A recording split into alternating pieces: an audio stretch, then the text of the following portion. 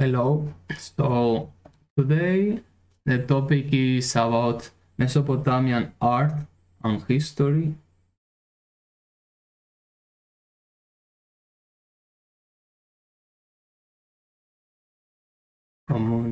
Checking that everything is working fine.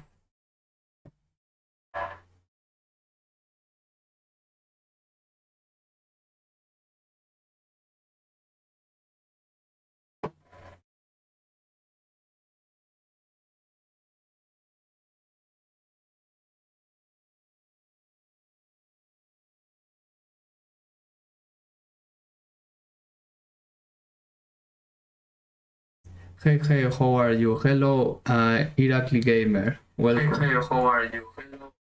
Okay, the sound works fine. Nice to see you again.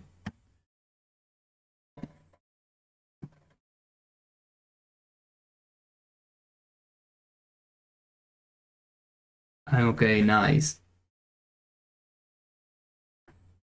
So today's, thank you, me too. So today the topic is about Mesopotamian art, and very quickly going through this chronology, and I'll start directly with this, as it is supposedly going to be longer. I already copied the text here, so I will go through the images quicker than in the past ones. So the chronology is this. Most important, just remember these classifications: Sumerian, Akkadian, Neo-Sumerian, Babylonian, Assyrian, Neo-Babylonian, and Persian. And so talking about Mesopotamia is this place in Middle East between these two rivers, the Tigris and Euphrates. About general history in this place, it is mostly wars.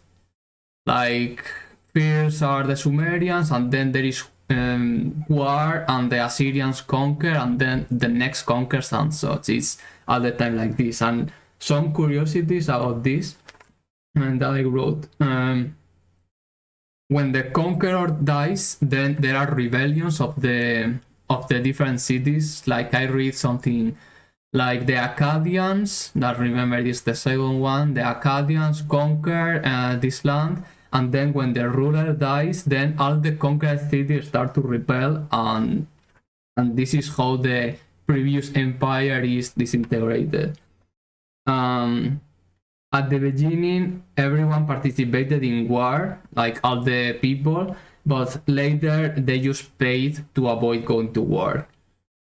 Another curiosity is that women had some rights, and it is like something like, in these times women didn't have much rights in other parts of the world like Egypt or Greece, but in this region women had more rights, not as in the present, but at least had some.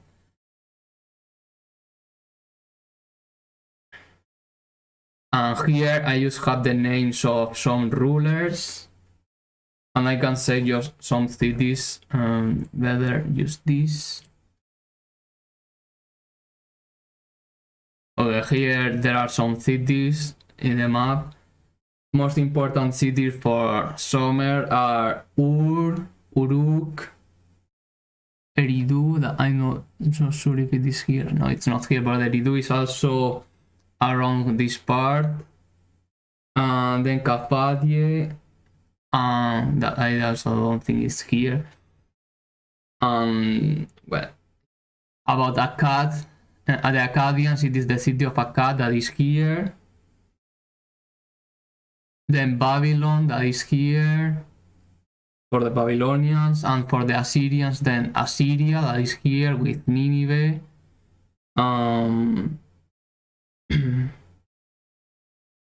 And then Persia, that is in around this part. Here doesn't appear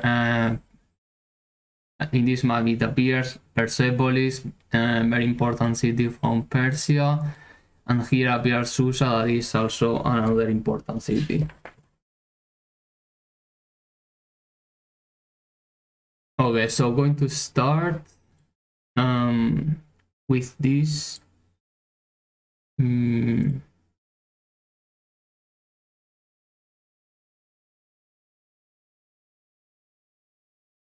moment, I'm going to check the placeholder.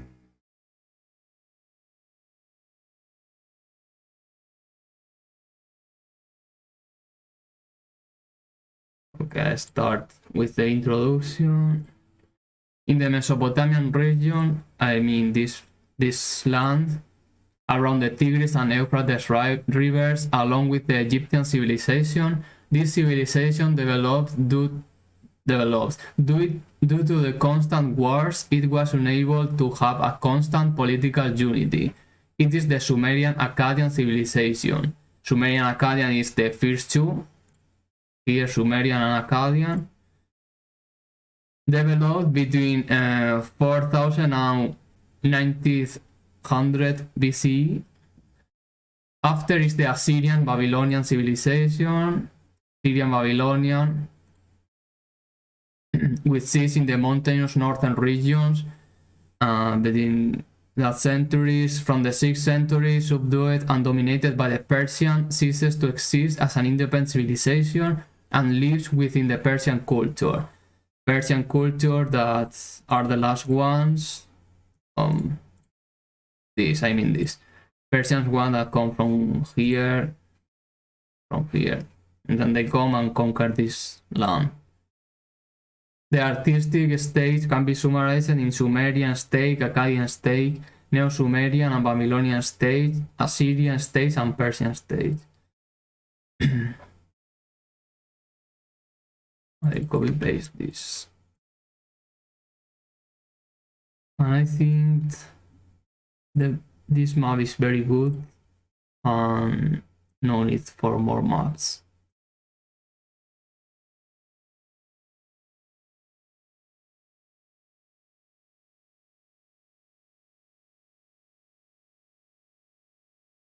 Maybe this map I can let it.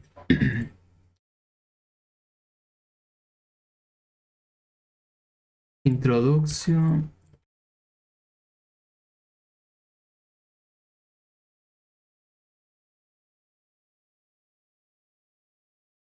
Cuneiform script, the first sign of a scripture based in symbols of the history of humanity. So the cuneiform scripture is like this. And now this is about mythology. I think now it is going when I'm going to talk about mythology.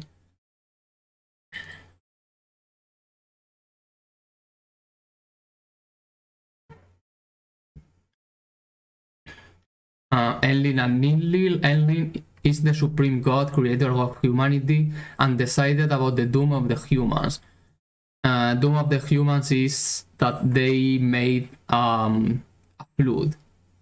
Ninlil is his wife. Anu or An, the god of the sky. This is like the supreme god, like the father of the gods, replaced by his son Enlil. He was very far away from the mortals, and that's why his son replaced him, because he was nearer to the mortals. Inanna or Ishtar, goddess mother of fertility, sex, love, and war. Inanna and Tamuth or Dumuthid, it is the same name, husband of Inanna, the Sepher god. There is a story about this, and I have it here. Let me tell, now that I'm talking about these characters. Inanna and Dumuthi, the story of these characters. Inanna is the immortal goddess, and she is in love of a mortal called Dumuthi, that is a Sepher, a very beautiful Sepher. The names are different because it changes from the different cultures. It's like I'm thinking how to explain.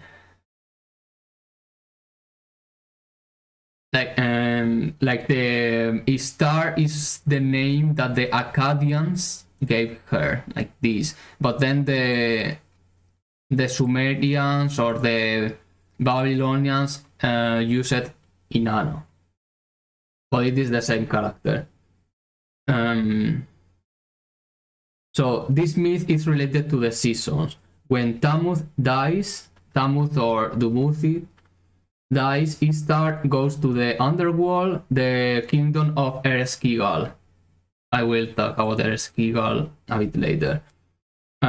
She goes through some task, and when she arrives to her throne, she's murdered.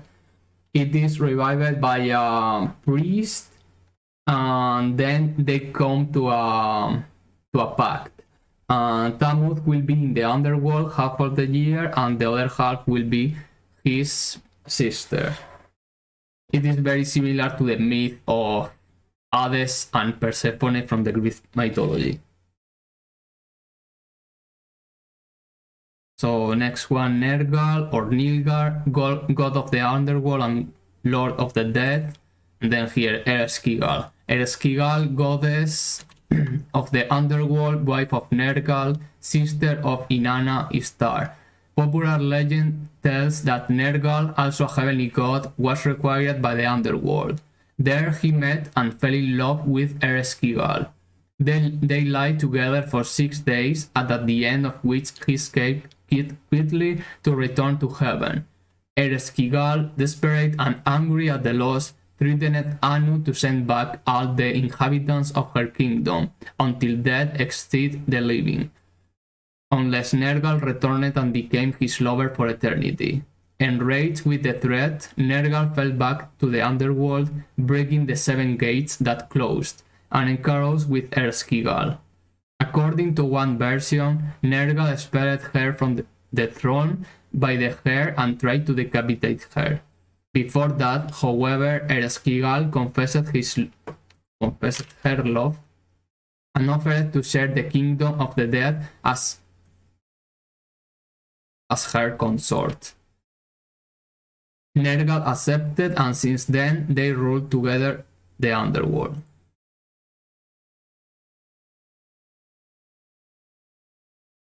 More myths. Marduk, supreme god of Babylon, Ninurta, god of Nippur, Nabu, Babylonian god of scripture and wisdom, Tiamat and Marduk. This is another important myth.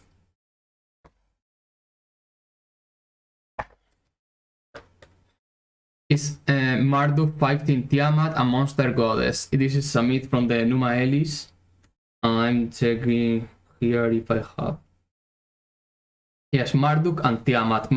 Marduk defeats Tiamat, and this is how the things of earth are created. And then after this deed of Marduk, the goddess had to work in the land, and they didn't want. And this is the reason why they created the humans with clay, so humans could work instead the gods. And the gods had fun with the humans by making them suffer. And let me see if I find Marduk and Tiamat. Also, I think I have the picture here.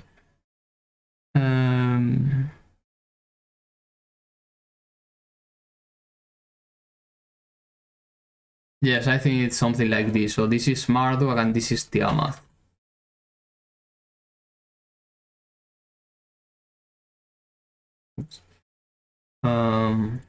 We continue. Samas, god of the sun and justice, Gilgamesh, epic hero, and then some cities, Uruk, Nippur, Dur, Kuryalthu. These are just examples of cities. And then I'm going to talk about Gilgamesh because it's like the most important story or most important hero of the Mesopotamian mythology.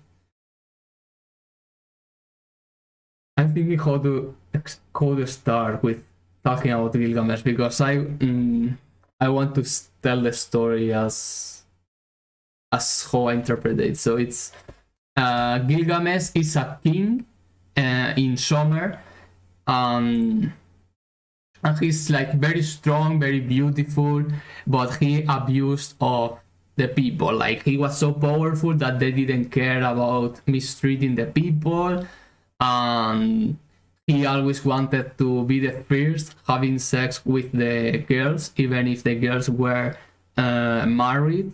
And it was Gilgamesh, the first one who would have sex with them. So the people were a bit tired of Gilgamesh because how he mistreated them, and then they asked the god for a solution. And then the gods created a rival for Gilgamesh, and this rival is Enkidu. The rival is supposed to face Gilgamesh, so Gilgamesh can see that there is someone in the world who will challenge him. So the gods create Enkidu and they put him in a forest, and Enkidu is there living with the animals as if it is an animal. Then there is a hunter from the city of Summer that says that he can't hunt any more animals because he saw a strange and very strong man going with the animals, and he was scared. And then Gilgamesh proposed that, let me check the name. Okay, I don't have the name, but he proposed the priestess of Inanna in the temple, whose name I don't remember now, to go to Enkidu and try to seduce him. And then when Enkidu and this priestess have relation, then Enkidu will become more human and less of an animal, and then he will lose his powers. So this is what happens. They take this priestess to the forest, and then she and Enkidu have relations, like have sex and such. And after 1 week, Enkidu is no longer a animal man, but it is like a civilized man. He tries to go back with the animals, but then the animals flee from him, so it's like he has lost the capacity of being with the animals. And then the priestess says him to go to Summer to meet Gilgamesh, and he accepts because it's like Gilgamesh is very powerful, so you should meet him and see who is the most powerful. So Enkidu goes to Summer, and Gilgamesh also hears that he's very powerful and want to face him. So then they fight, but they realize that they are made for each other, and so after the fight they become friends, like very very very close friends. After some time they decide to go to the forest and hunt a monster called Humbaba, and then they go to the forest and kill the monster, and that's all. They kill the monster. At the beginning, Enkidu was a bit like, he's very powerful, I met him when I was in the forest, and we are not going to defeat him. But at the end they go and they defeat Humbaba, and all fine. After this, the goddess Ishtar, now remember it's this one, Ishtar, fall in love with Gilgamesh, and she says him that she wants Gilgamesh to be her husband. But Gilgamesh doesn't want, and start insulting her because every man who has been with her has ended very bad. Like she falls in love with a random man, and at the end she just ignores him, and this man gets killed or just very bad. And so Gilgamesh starts to insult her and say, why should I be with you? So I will end just the same as your other lovers and such. So and then Inanna gets angry and goes to talk with the gods and says, Gilgamesh has insulted me, I want to kill him, And the gods say, but maybe you just went and provoked him. But anyway, Inanna wants, or Ishtar wants to kill Gilgamesh, so the gods decide to send the celestial ball. It is like a blue ball, like heavenly ball. So they send it, but Gilgamesh and Enkidu kill the bull. And then Ishtar starts crying and saying, I have sent my heavenly ball and they have humiliated me again, they only insult. And then Enkidu takes a leg of the ball and throws it to Ishtar. Scream saying like, if you were here, I will do with you the same as the bull. Like, don't insult Gilgamesh anymore, just go away. And after this, Ishtar is very, very angry, and she goes to the gods again, and they decide that one of them must die, like, or Gilgamesh or Enkidu. And they decide that it is going to be Enkidu who dies. So the gods made that Enkidu is going to die, and Enkidu falls ill. He is 1 week in bed, getting worse every day, and at the end he dies.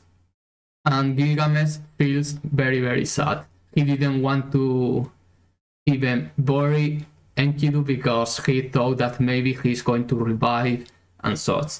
But at the end, he realized that Enkidu is dead and he's not going to revive. So he just leaves Summer and goes to the forest, and he remembers there is one man in this world that is immortal. So I'm going to meet this man and see how to get immortality, because my friend Enkidu has died, so at the end I am also going to die, but I don't want to die, so I should search for this man and see how I can be immortal. And this man is Utnapishtim.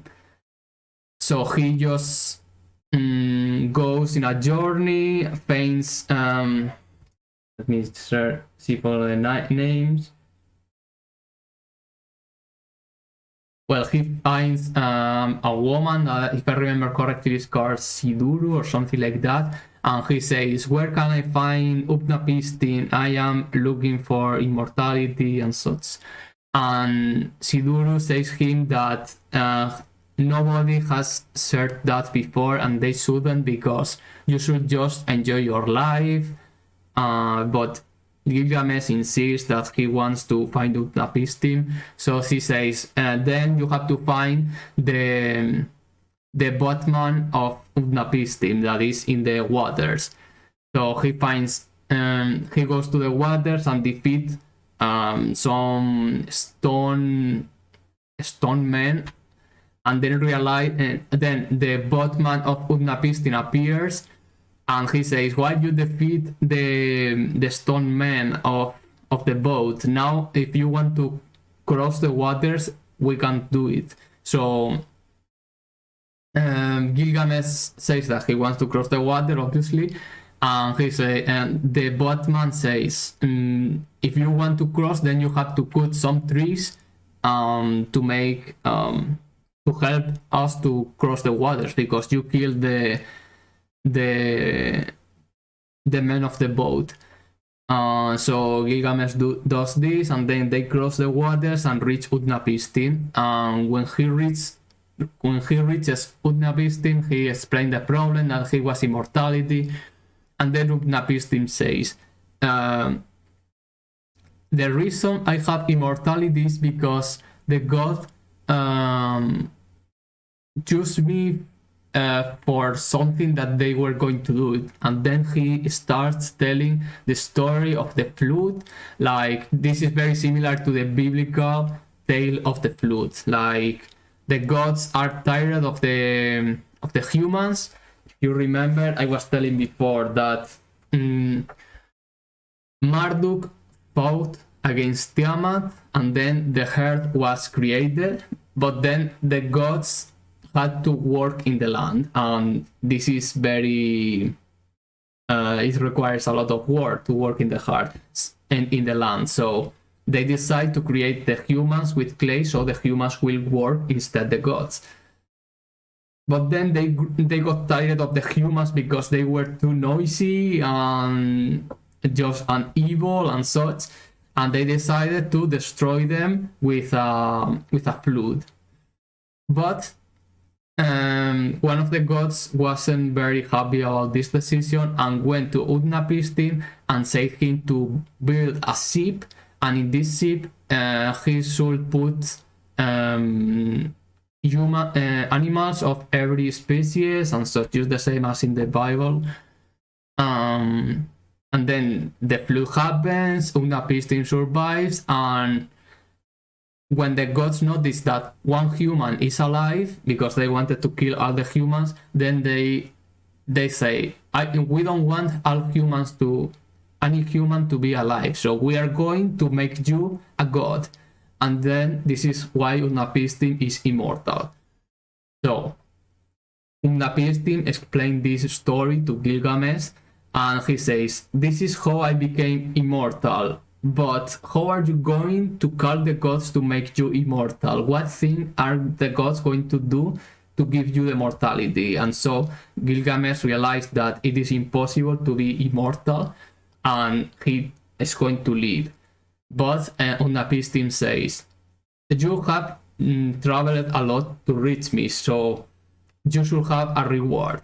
And I will tell you a secret, and this secret is that in the waters there is a magic plant that will make you to be younger. So at least you are not immortal, but you can go back and be young.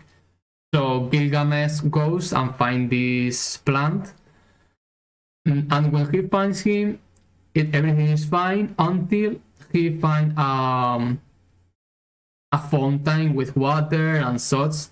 And so he goes to take a bath, and while he is taking a bath, a snake appears and steals the plant.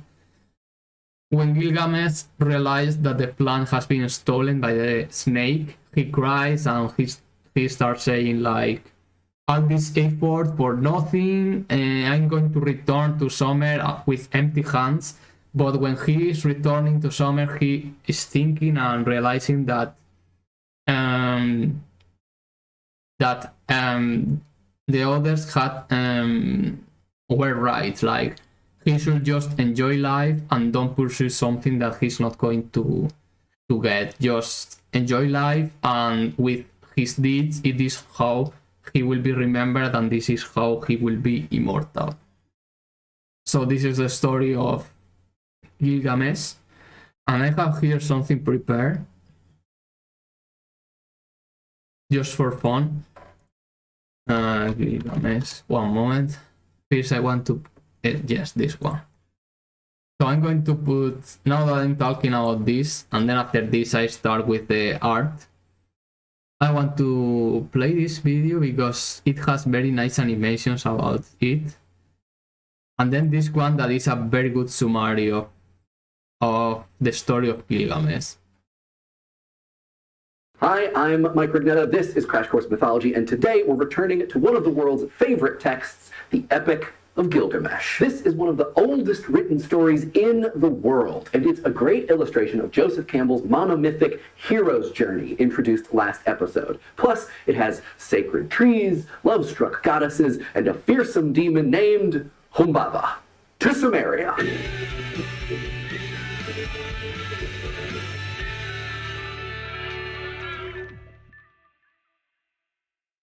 The Epic of Gilgamesh is more than 4,000 years old. Written versions of the story date back to 2100 BCE, which gives it incredible historical value. For instance, several versions of the Gilgamesh story use both Sumerian and Akkadian names for gods, which shows how the story might have passed orally between the cultures of ancient Mesopotamia. This could also be considered syncretism, when two religious traditions combine over time. In this episode, we're going to work from a version of the epic written around 1200 BCE and see how Gilgamesh himself fits into the hero's journey A fair bit of warning, though, in this story there is a brief mention of rape. At the start of our tale, Gilgamesh is the king of Uruk, and he's both a bad guy and a bad king. His subjects are unhappy, he disrespects the gods, and he's a serial rapist. So basically, he's the opposite of a hero. But Gilgamesh, like many heroes, has divine parentage, a goddess mom and a human king dad. Somehow this makes him 2/3 god and 1/3 man. Try not to think too hard about the math on that one, but either way, he's still mortal, and that's hard for him to accept. Eventually, Gilgamesh has a number of crazy adventures. He chops down some famous trees and meets his best friend Enkidu, who helps Gilgamesh become a better man and a better king. When Enkidu dies, Gilgamesh goes to the underworld to try to bring him back. He fails, however, and then must admit that he's human after all. In the end, Gilgamesh is considered a hero, not... But yes, I pause a moment, because obviously there are different versions of the myth, and some stories tell more details or different details. Like, for example, I remember one detail that Utnapishtim says to Gilgamesh that he has to prove something. It's like he has to be awake for 1 week and don't fall asleep, but Gilgamesh falls asleep and he fails. And then, as he's explaining, that also Gilgamesh goes to the underworld to see if he can rescue Enkidu. Not just for his incredible deeds, but for coming to understand and accept his true nature. But okay, let's backtrack, because along the way, Gilgamesh manages to check off nearly every single heroic scene that we learned about in the last episode. We're going to count them up one by one, play along from home. Every time you see a heroic scene, shout it out. But I'm pretty far away, so just make sure that you shout like really, really loudly. So things get started in the epic when Gilgamesh and Enkidu first meet. Right away, they decide to wrestle each other, and realizing that they're evenly matched, they reach a stalemate. This is a heroic trope in its own right, just not one of Campbell's. Think Robin Hood and Little John, Arthur and Lancelot, or Vin Diesel and Dwayne "The Rock" Johnson in Fast 5. After dusting themselves off and becoming BFFs, Gilgamesh and Enkidu return to Uruk to do kingly stuff. But Enkidu, who's used to living in the wilderness, he gets bored. Gilgamesh proposes that they head to the forest and face off against a terrifying demon adversary, Humbaba. Yeah, it's not a very threatening name, I know, but trust me, he's a big deal, very terrifying. But did you see what happened? This is what Campbell would call the announcement of the quest. To prep for the journey, Gilgamesh and Enkidu get supernatural aid in the form of some special weaponry. Then they have a quick refusal of the quest as Enkidu, who knows the power of Humbaba, tries to warn Gilgamesh. Humbaba, whose shout is the flood weapon, whose utterance is fire, and whose breath is death, can hear for a distance of 60 leagues through the forest. So who can penetrate his forest? Debility would seize anyone who penetrated his forest. But Gilgamesh persists. Gilgamesh and Enkidu meet the goddess, Gilgamesh's mom, Ninsun. She's not particularly happy with her son's plan, but she blesses Gilgamesh and adopts Enkidu. In the forest, Enkidu warns Gilgamesh about its gates, saying how afraid he is to cross the threshold. But once again, Gilgamesh persists, and the two venture forth into the darkness of the forest, now deep in the belly of the whale. And we're going to follow them right in. Thought bubble? Take us in there. Creeping through the pine forest, Enkidu and Gilgamesh prepare to confront Humbaba. Before long, the earth shakes and the sky goes dark. Humbaba is upon them. Humbaba is massive, with the face of a lion, or scales, or vulture feet, or a snake tail, depending upon which version you read. But nonetheless, very fierce. Undeterred, Gilgamesh and Enkidu leap into battle. With supernatural aid from the god Shamash and some divine winds that bind Humbaba, Gilgamesh slays the demon and removes its head. If you're keeping score at home, this step is technically atonement with the father. Humbaba can be read as a terrible, overbearing father figure that must be, well, not so much atoned with as, beheaded. After the glorious battle, Gilgamesh and Enkidu fell a bunch of sacred trees, build a raft, and sail home with Humbaba's noggin. Once home, Gilgamesh takes a bath and puts on some royal robes in anticipation of his meeting with a goddess. In this case, the goddess is Ishtar, who definitely has a thing for Gilgamesh. She says, "Come to me, Gilgamesh, and be my lover. Bestow upon me the gift of your fruit. You can be my husband, and I can be your wife. Gilgamesh refuses Ishtar's advances, though. Maybe he just wasn't ready to share his fruit, which makes this scene woman as temptress. Insulted, Ishtar sends the bull of heaven to kill Gilgamesh, who, with Enkidu, kills the bull. But Enkidu, who just does not know when to quit, slaps Ishtar with a chunk of said bull. Not smart, friendo. With that beefy slap, Enkidu seals his fate. The life drains from his body, he gets sicker and sicker, and dies. Thank you, Thought Bubble. With Enkidu dead, Gilgamesh is at a turning point. He thought he'd finished his hero's journey. After traveling to the ends of the earth, defeating his dad, and returning home with a gross, bloody trophy, he put on robes. He was done. But now, with the loss of his best friend, Gilgamesh feels yet another call to adventure. So he leaves Uruk to roam the country, wondering, shall I die too? Am I not like Enkidu? Grief has entered my innermost being.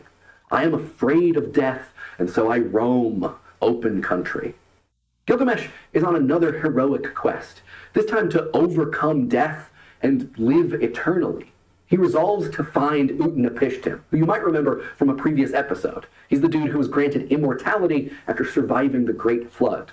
Along the way, Gilgamesh crosses the mountains that guard the rising and setting sun and confronts monstrous scorpion men. Crossing the mountains means another crossing the threshold, and crossing this threshold means Gilgamesh is in the belly of yet another whale, walking through 10 leagues of darkness. Eventually, stumbling through the dark, Gilgamesh has another meeting with the goddess. This time it's Siduri, the goddess of beer and wisdom, two things that don't often go together. Siduri tells Gilgamesh that to meet Utnapishtim, Gilgamesh must cross lethal waters with the boatman Ur-Shanabi. Gilgamesh thanks Siduri for the beer, sets off, and finds Ur-Shanabi. Immediately, Gilgamesh bashes Ur-Shanabi over the head, which that seems very, very rude. I mean, why would Gilgamesh treat Ur-Shanabi so Ur-shabbily? Anyways, I suppose maybe clobbering is the only way that Gilgamesh knows how to communicate with people who aren't goddesses. In addition to bashing Ur-Shanabi over the head, Gilgamesh smashes all of the things of stone, which is unfortunate because it turns out that those things of stone are the tools Ur-Shanabi needs to cross the water. So Gilgamesh has yet another task. He must cut down trees to make punting poles. Finally, Ur-Shanabi shows Gilgamesh how to use the poles to cross the lethal waters and reach Utnapishtim. But when he does, Gilgamesh can't exactly celebrate. Utnapishtim challenges him. He asks, why have you exerted yourself? What have you achieved? You have made yourself weary for lack of sleep. You only fill your flesh with grief. You only bring the distant days of reckoning closer. Mankind's fame is cut down like reeds in a reed bed. Nobody sees the face of death. Nobody hears the voice of death. Savage death just cuts mankind down. This isn't exactly the answer Gilgamesh was hoping for. Is Utnapishtim just going to turn him away? Is he doomed to remain mortal? Gilgamesh persists, so Utnapishtim tells him his own story about the flood being chosen by Ea, the gods granting him immortality. And this is a revelation to Gilgamesh, the truth of immortality, and it serves as his apotheosis. Utnapishtim decides if Gilgamesh really wants to be immortal, fine. But to prove his worth, he has to complete a road of trials with just one simple task. Gilgamesh must stay awake for 6 days and 7 nights. No problem, Gilgamesh says. Easy, he snorts. He plops down on a rock, and having walked into the darkness for over 10 leagues, instantly falls asleep. Whoops. Even though Gilgamesh failed his test, Utnapishtim gives him an out. If he really wants to avoid death, there's a secret plant, a root like a camel thorn. If he can track it down, it'll bring him great rejuvenation. This will be his ultimate boon. So, does Gilgamesh get his magic plant? Yes and no. He manages to find it growing deep underwater, and by tying stones to his feet, manages to sink down, snip a sample, and float back up to the surface. After this, he sets off for his great return to civilization. But, after all that, on his way home, boon in hand, Gilgamesh decides that he should stop and take a bath. While he's soaking, a snake slithers up, sneaks behind him, curls around the plant, and disappears. As he towels himself off, he sees the plant is gone and is just defeated. He sits down and weeps. Gilgamesh must return home empty-handed. So, what is heroism? Gilgamesh is a mighty warrior who stands up to terrible monsters and discovers the secret of immortality, but who ultimately fails in his quest. Over the course of the story, he has almost all the experiences set forth in Campbell's monomyth, sometimes more than once. But is this what makes him a hero? Really, Gilgamesh is kind of an ambivalent figure. His journey has many successes, but also many failures. His bravery, or lack of respect, allows him to challenge and kill Humbaba, but also gets Enkidu killed. He proudly announces that he's up to Utnapishtim's challenge, but he simply isn't. At the end of the epic, Gilgamesh comes to terms with his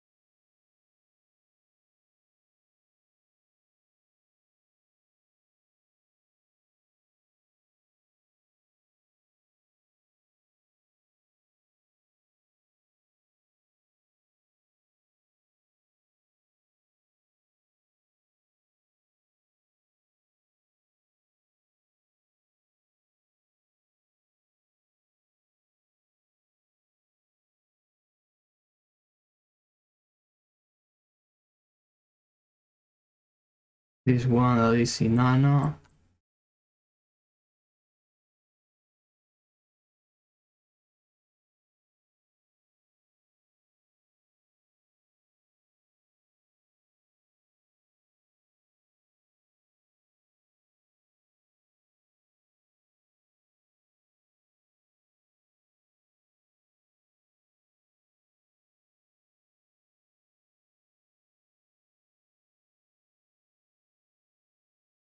Let's see what other.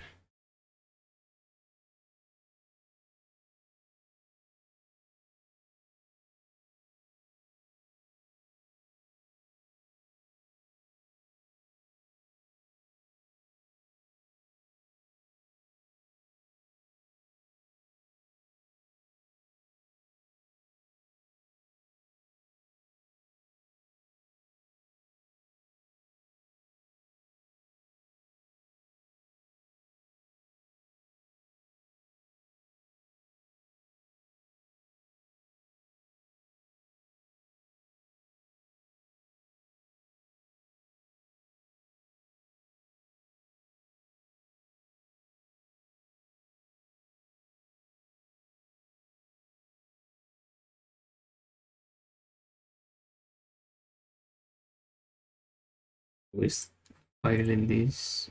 Okay.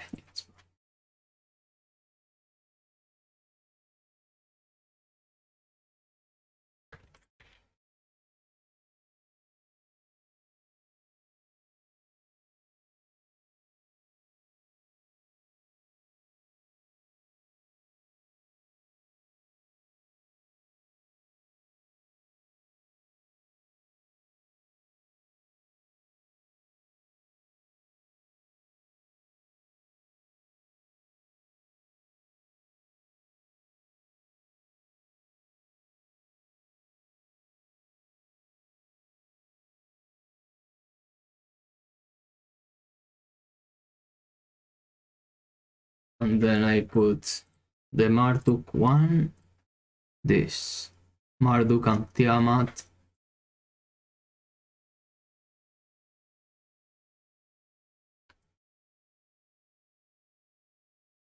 And in this one, the Gilgamesh.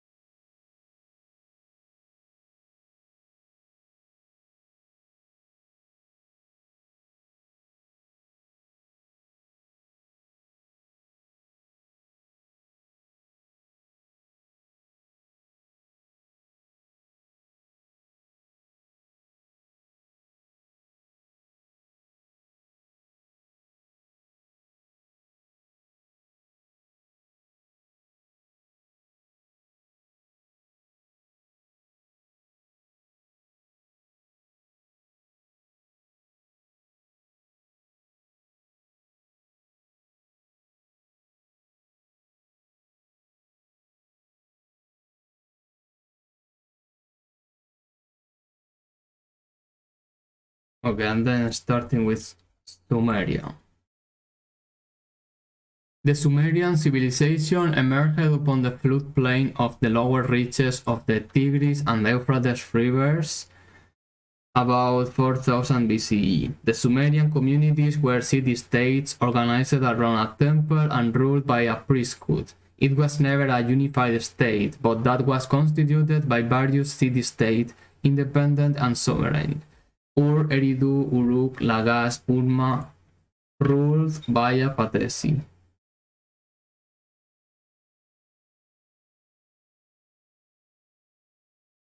Architecture. Due to the lack of other materials, they built their buildings in adobe or brick and were the first to use the arch and vault. Sometimes lined the outside of the palace with glazed bricks, which made them shine. His major work were palaces and temples.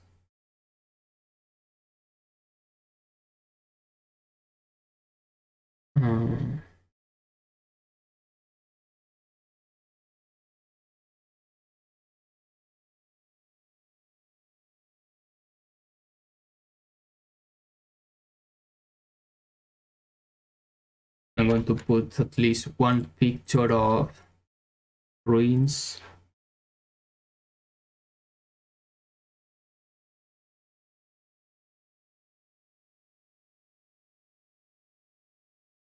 It is in this.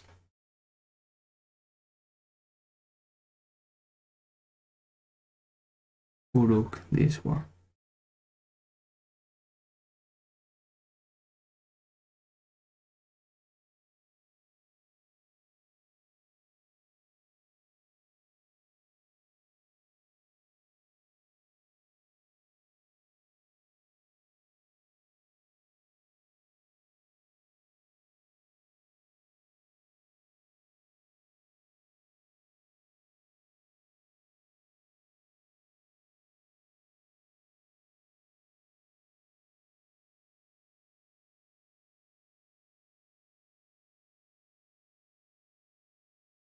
Maybe I should put it here.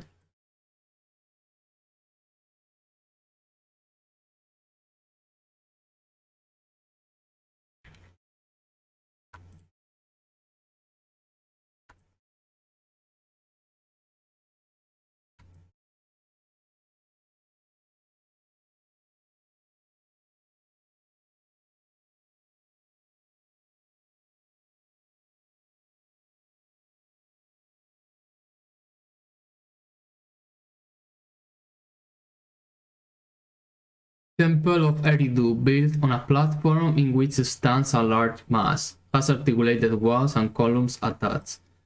Temple of Eridu is this one.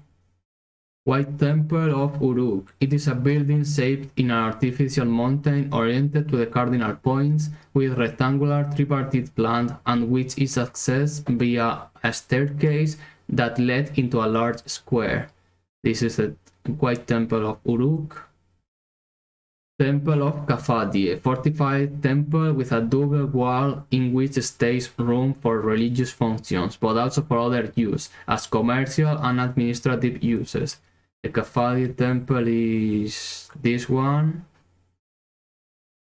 And Ziggurat is like a stepped tower with a temple in the top.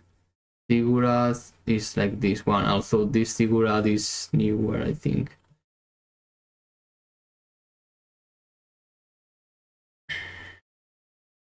Let's see how I put this. Many buildings.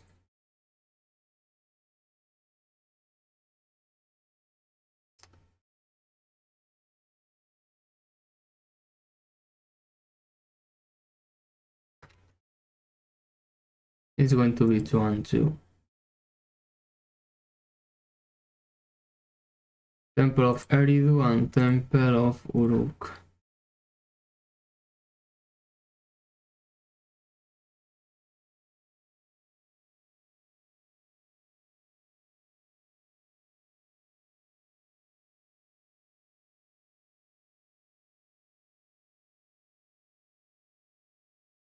I think this one I can close.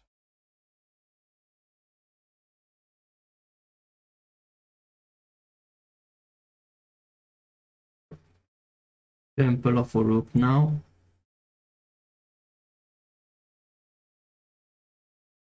Very big pictures.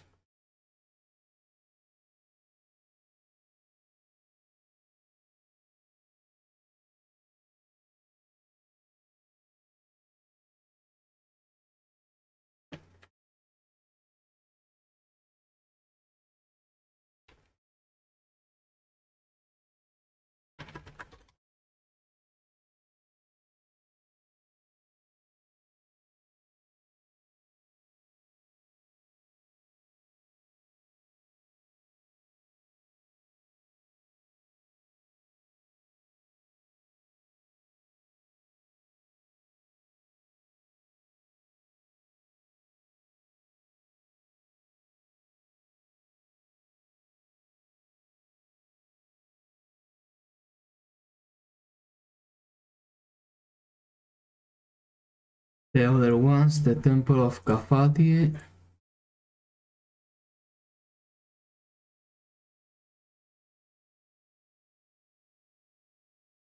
and Ziggurat.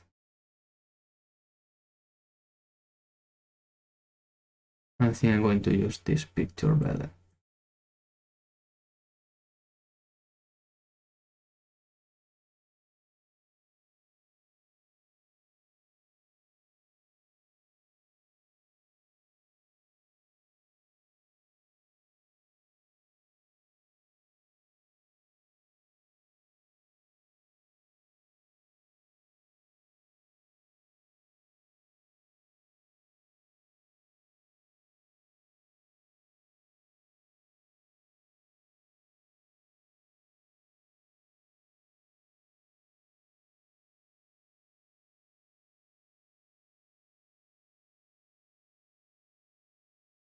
Temple of Kafadie.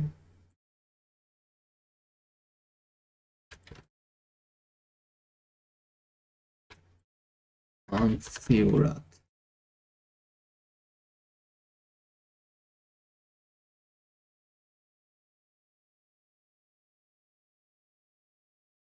Sculpture. Little and easy made sculptures. You can see the Kaunakes, that type of shirt, as the characteristic as well as the characteristic beard and the lapis lazuli eyes, sculptures in the round or reliefs. The Kaunakes is this kind of dress, then the beard.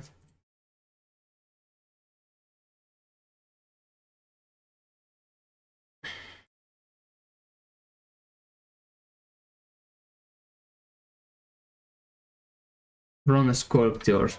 Tell a small sculpture horde, the bigger ones are deities and the others prayers. Schematic, will reduce volumes to geometric figures. The skirt is conical. Prayer attitude, lapis lazuli eyes very opened, seeing the divinity. It is these ones. You see the eyes are very opened. These are the big ones that are deities, and then the others are the prayers.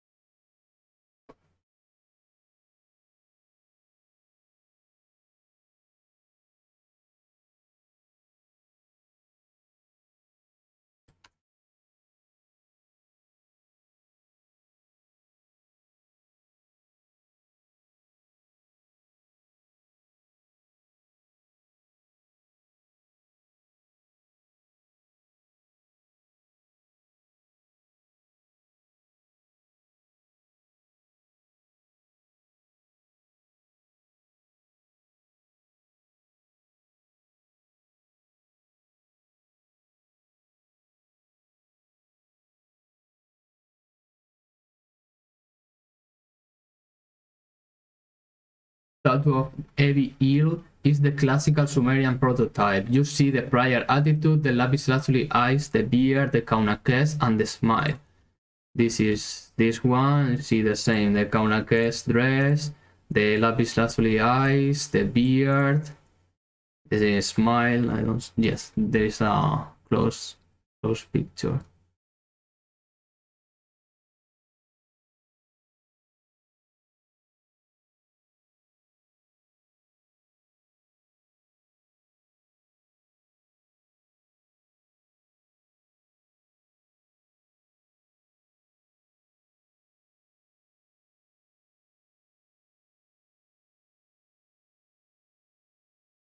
The Lasmar, and then the Ebi Il.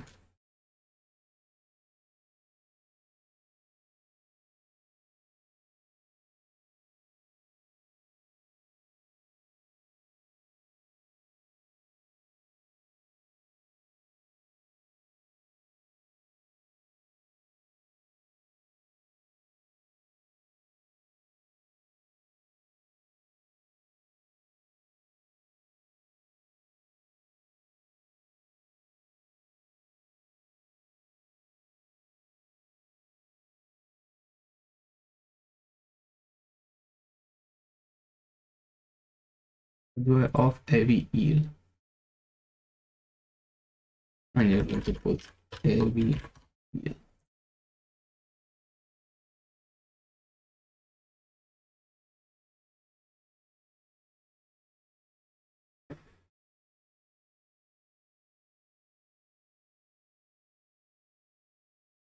Singer of Urnina or Urnansa.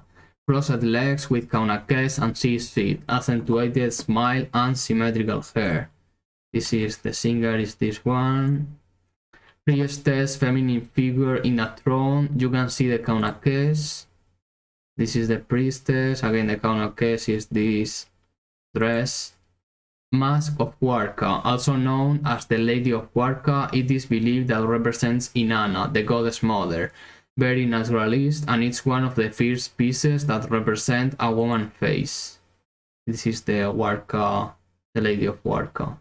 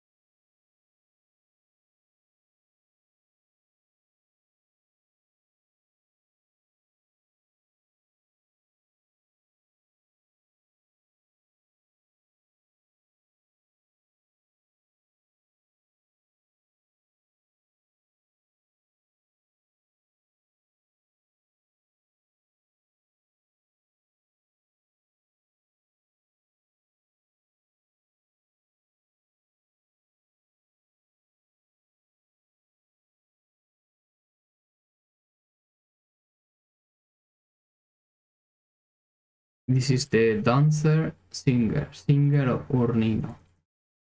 Singer of Urnina.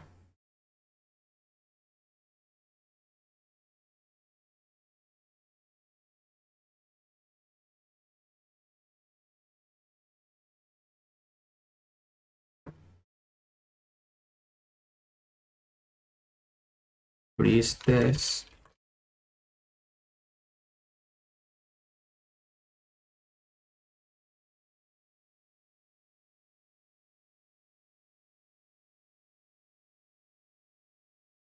And Mask of Warka.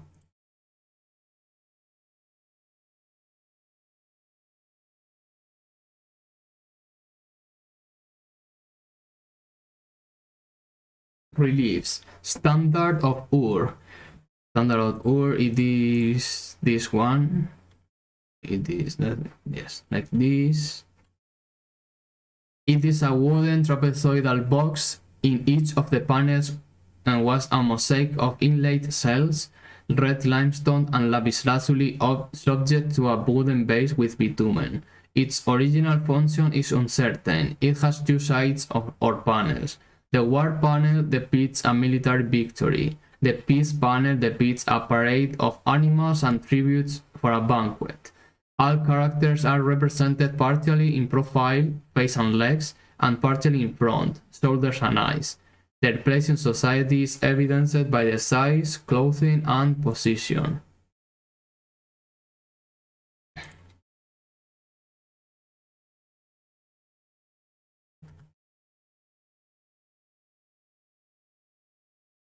It is very, very big.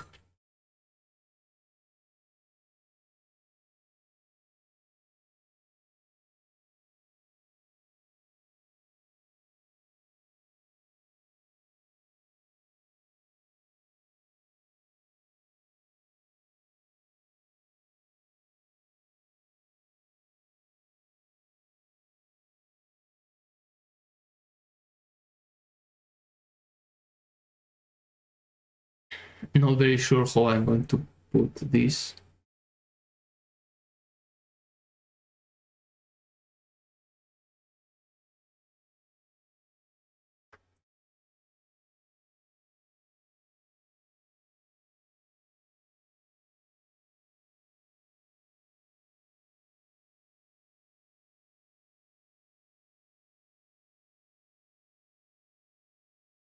I think like this.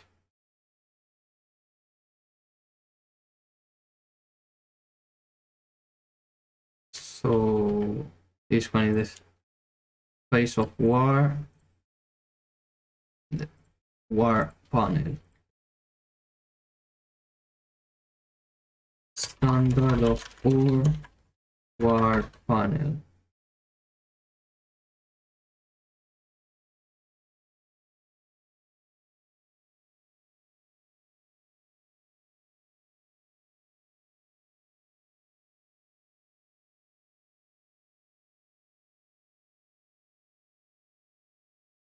And standard of Ur peace panel.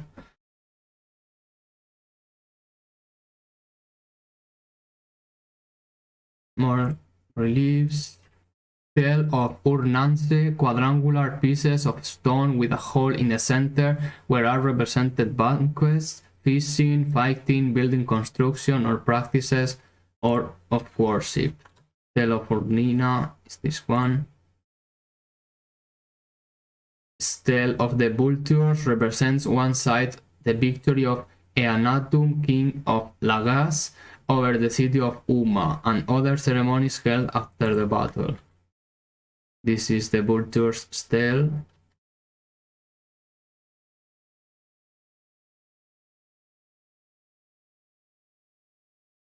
Tel El Obeid relief. It was found in pieces and was put so, but it is not known how it was put really. Shows the great realings with which they did the animals, lion-headed eagle. Its symbolism is not known. This is the relief. And base of Uruk or Warka base. Cult functions represent the idea of fecundity from dawn to up, plants, humans, and rituals. This is the Warka base, so it is like plant, and there it's a humans and rituals. No, I think it's from dawn to up. I need to see closer. Oh yes, now I realize these are the plants.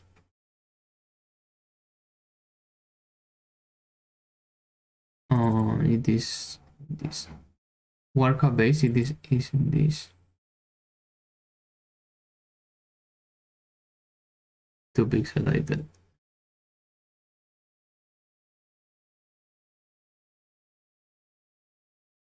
I think this base will be in the next one.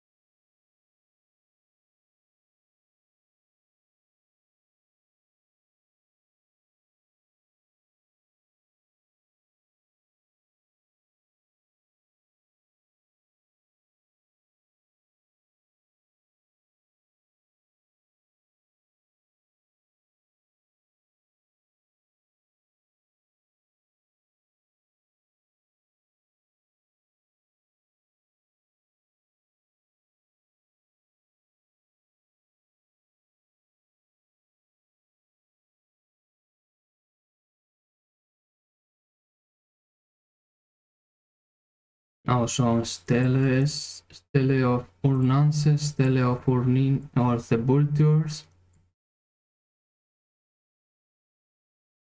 and Telelobate relief. Let's see how I put this.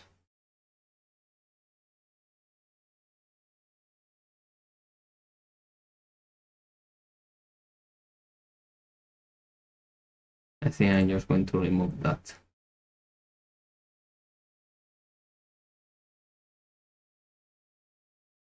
Can't put everything.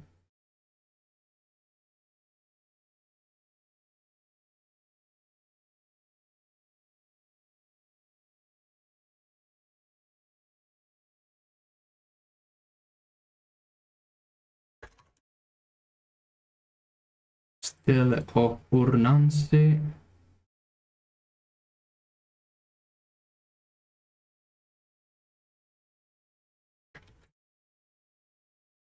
and stele of the vultures.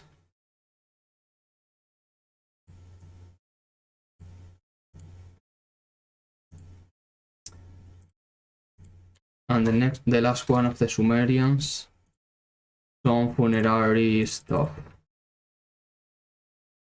Royal Cemetery of Ur, where found lots of things. Where there were found lots of things. Art, fantastic art with bull head. Sumerian game, this means that they could play, so they lived well. Sumerian billy goat represents a bull, but its utility is not known. Here,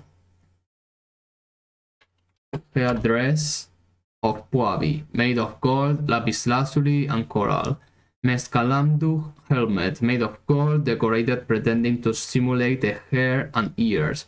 Base of Uruk, this I already said, and cylinder seals, small pieces to create a series.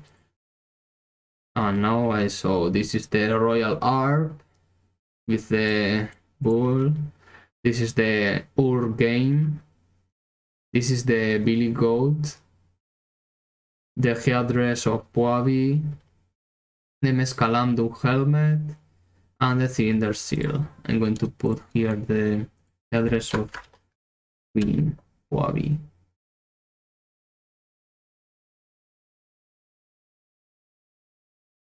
Many pictures to add in this now.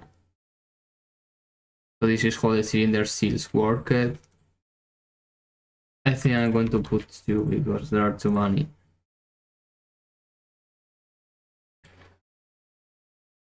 The R, the Sumerian game. Sumerian billy goat.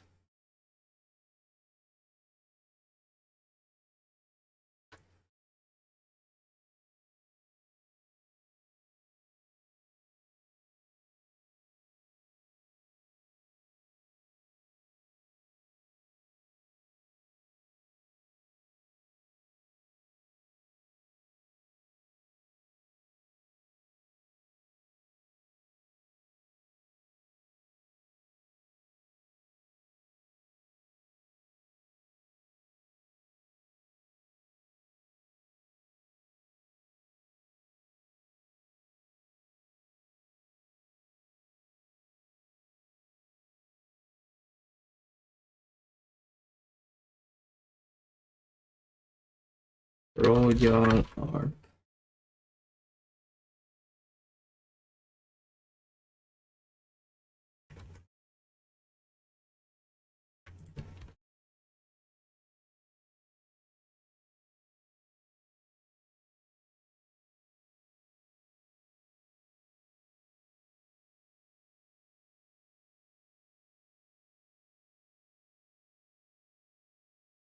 Billy goat and the Royal Game of Ur.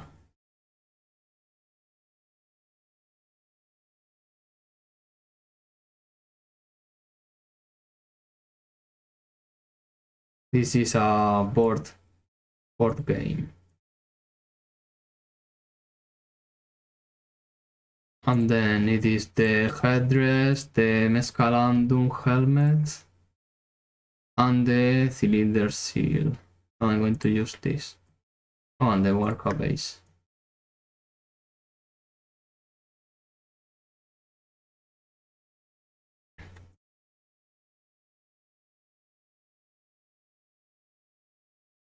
I think I'm going to need one more. I'm putting off everything because they are very unique things. So that's the reason. And also this civilization is not really that long. I mean, there are not many artworks to put.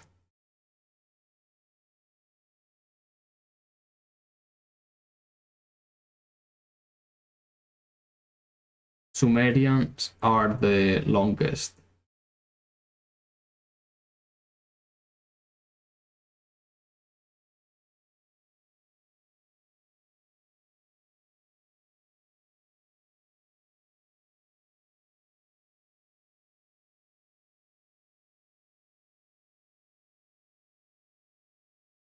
The address of Queen Puavi.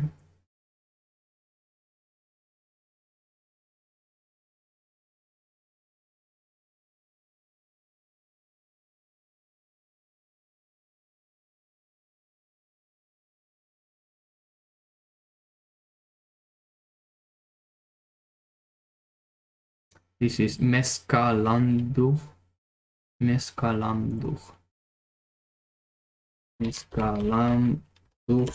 Helmet.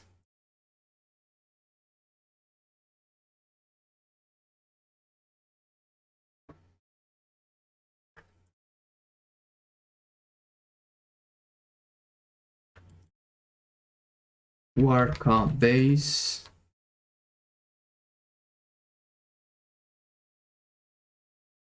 And cylinders here. Cylinder. I think it's this. No, it's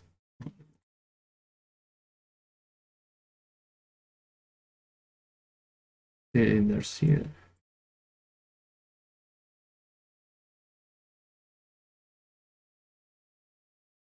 Now, Akkadians. The Akkadians controlled the Sumerians around these dates. The main city was Akkad.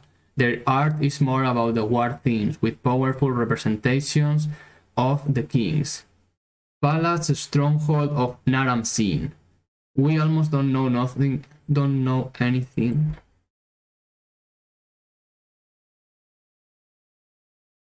About the Akkadian architecture, but about this palace we can say that it is a quadrangular plan with great walls and only one door. The interior were some rooms very well placed. Akkadians, so this is the palace of Naram-Sin.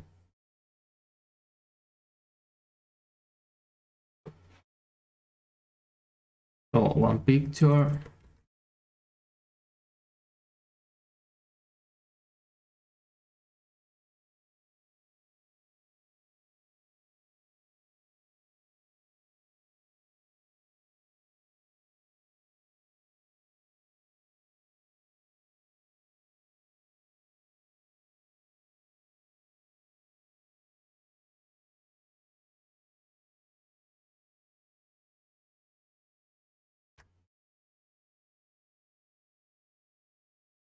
Palace of Naram-Sin.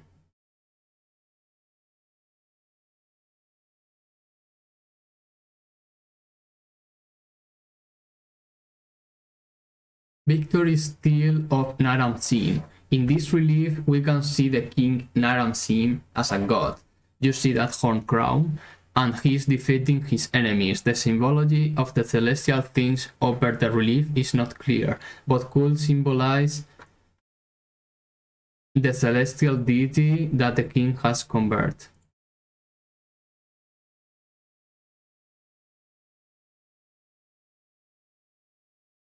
Victory Stele, this one. So this is the steel.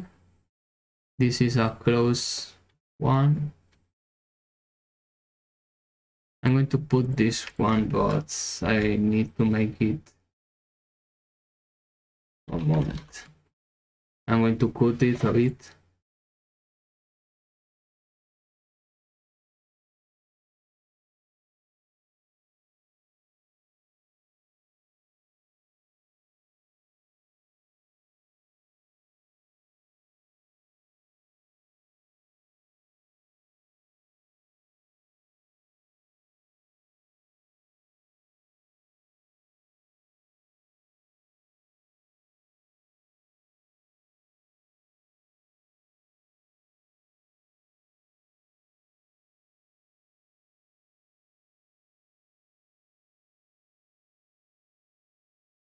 Tale of Naram-Sin.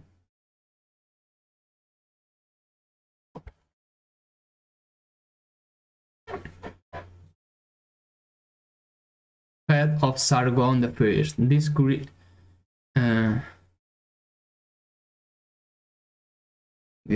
king, I suppose. This great king had made this great head. Okay. This great head made of bronze is very realistic, but at same time idealizes the king, with that beard very well worked, a powerful portrait that unfortunately is lost at the moment.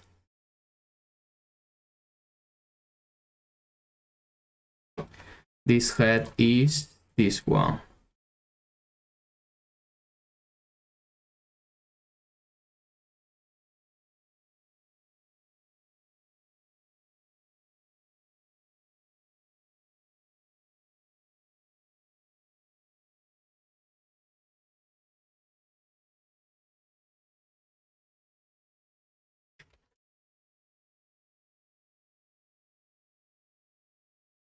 Head of Sargon the First.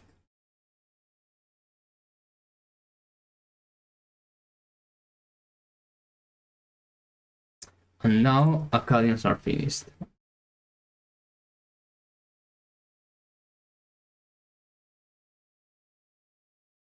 Well, this is about Enedwana, a poetress, an Akkadian poetress, well, Neo-Sumerians.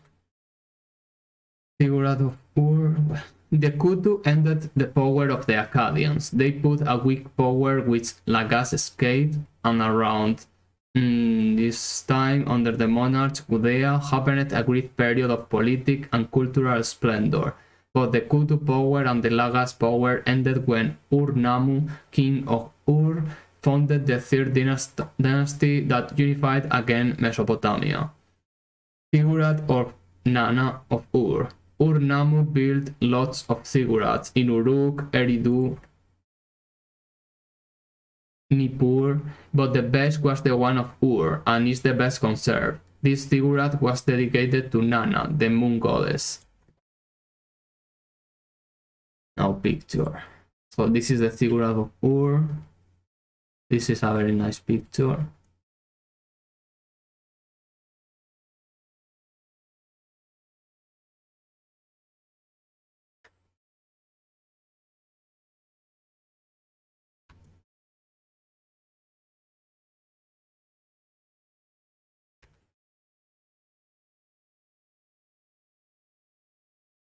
Ziggurat of Ur.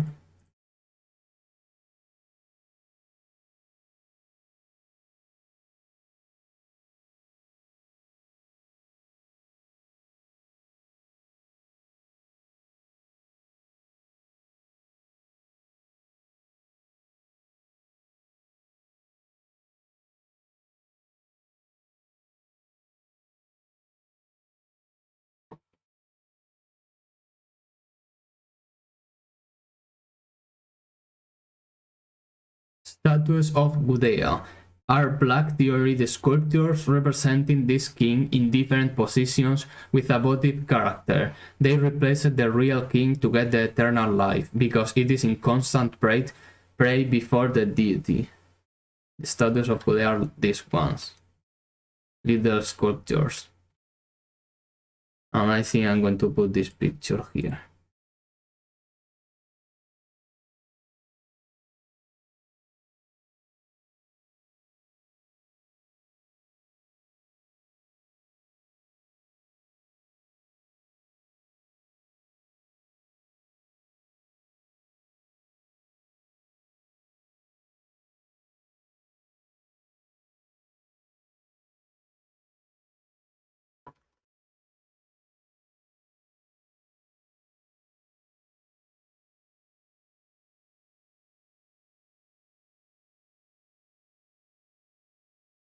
Statue of Gudea.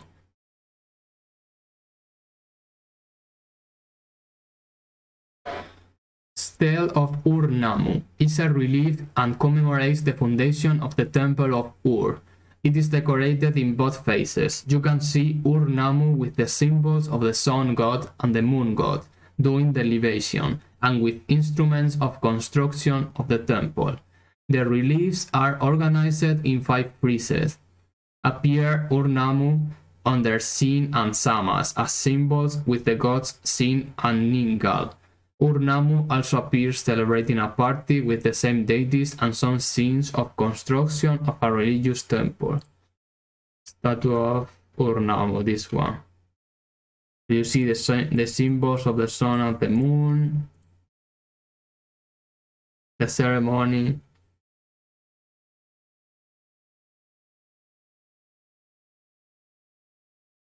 I think the best picture is this one.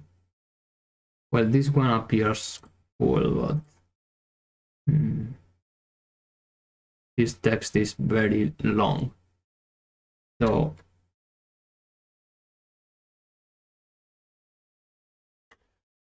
I'm going to put 2 pictures just because I need to cover space.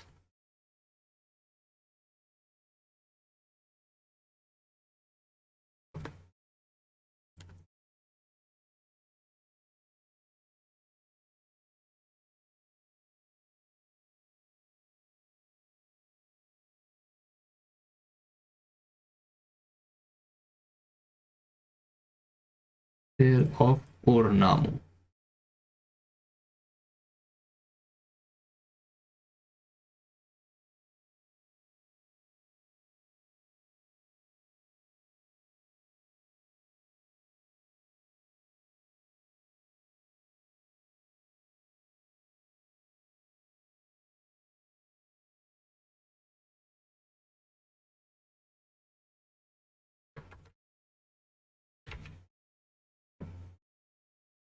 Androcephalic bull Girsu. It is the antecedent of the Lamasu.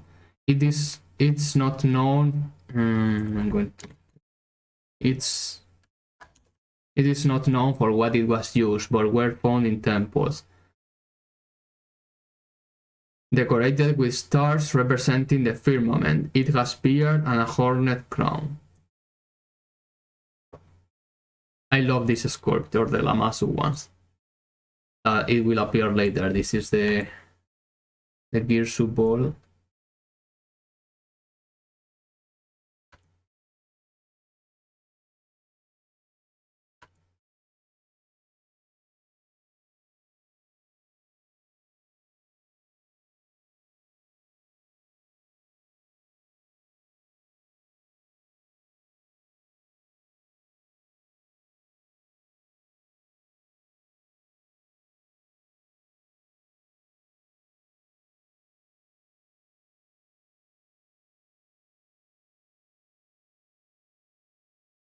And I think the Sumerians are finished right now. Yes. Now Babylon.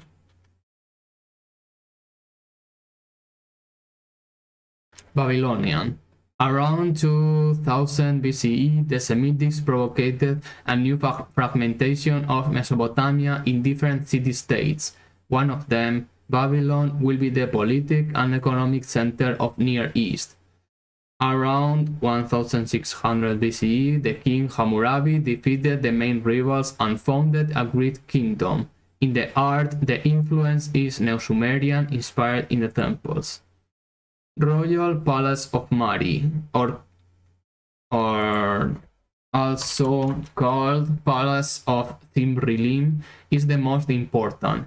It has more than 260 rooms and lots of passages. It was divided between a private space, a public space, and a sacred space. It had lots of courtyard that worked as distribution elements. It had lots of propagandistic paintings about religious and narrative themes, remembering the Sumerian ones. The investiture of Thimrilim is one of these paintings. And represents a star that gives the symbols of justice and power to the prince. The other painting is about the sacrifices of the bulls.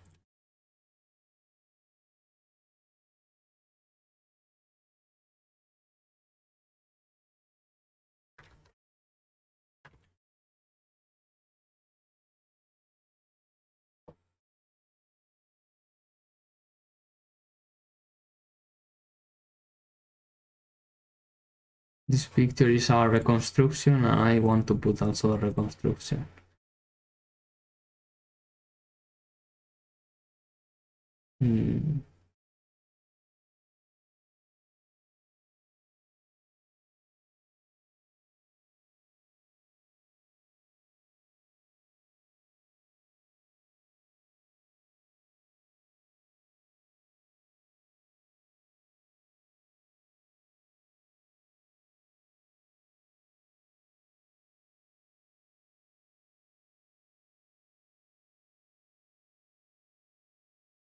Okay, I put these two for the Mari Palace.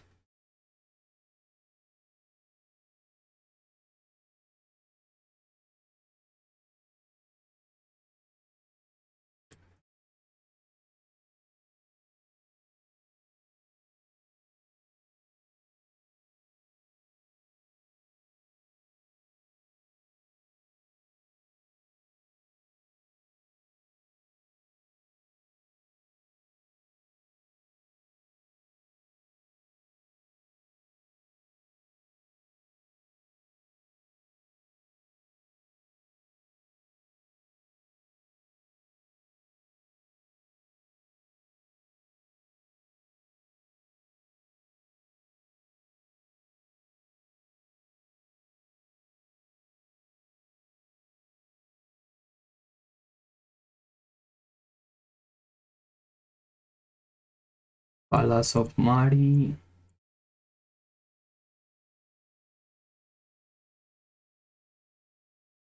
And then the investiture of Thimrilim is this one.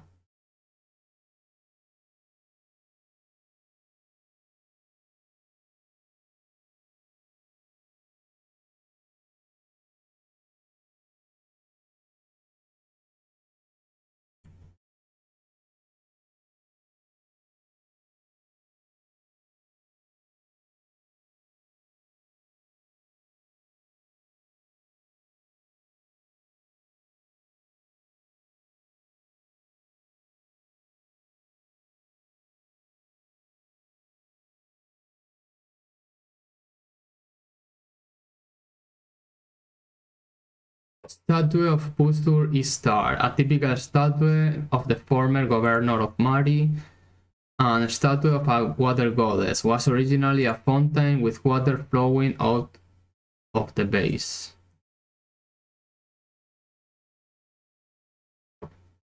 Let's see what are these ones. Statue of Pustur Star and a statue of the water goddess.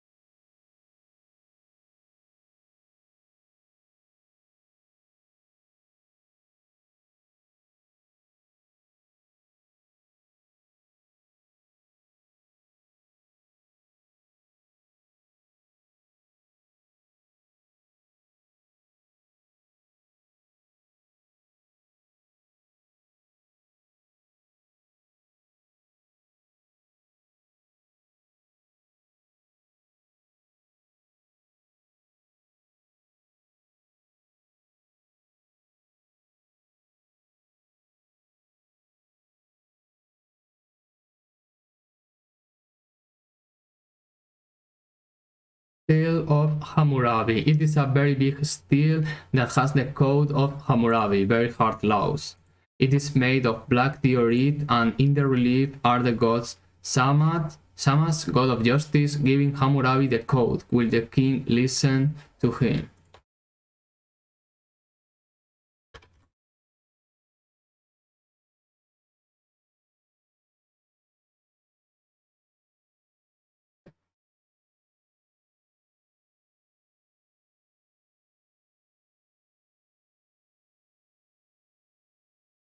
I'm going to use this picture.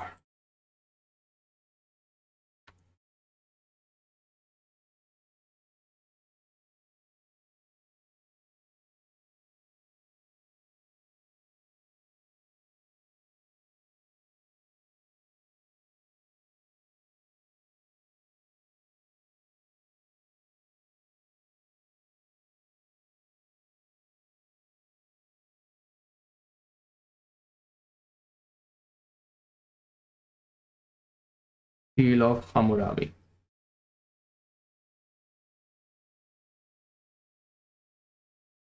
Kudurru, casita relief, are little stones with various reliefs that is thought that were used to mark the limits of the territory. They had symbolic images about Babylonian deities following the order of the celestial constellations. Sometimes there was fantastic of real beings as the Lion Man.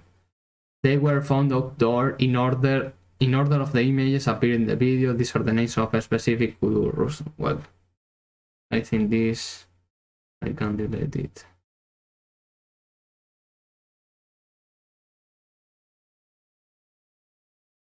Munabitu Kudurru, Kudurru of Adat Etir, Kudurru of Eana Sum, Idina, Michaus Kudurru.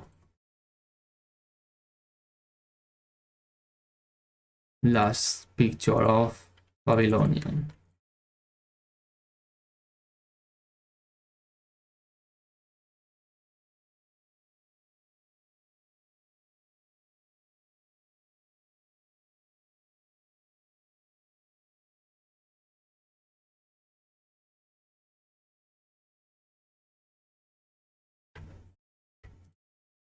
I put these three.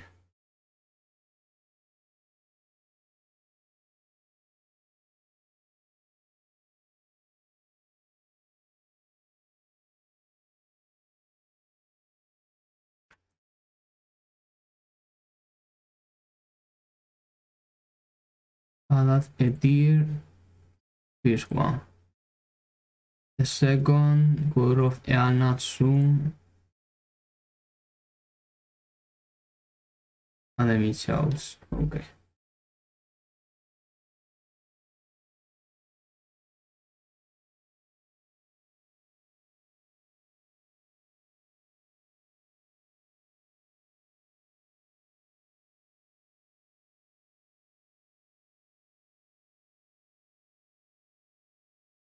Again, just put in money because the space.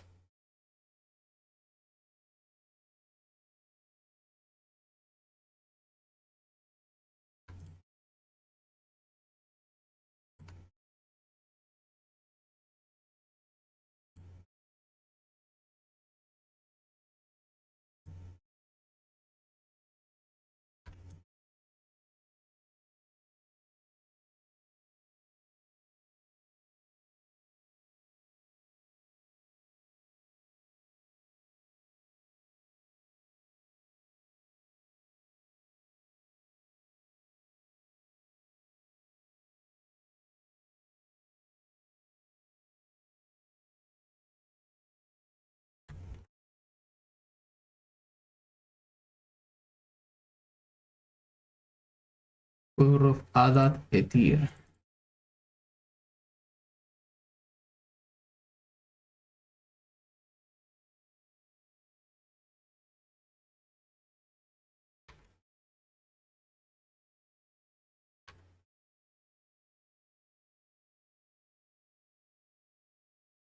Eana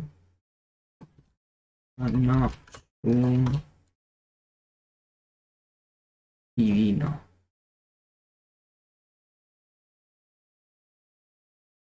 Michaux Kudurru.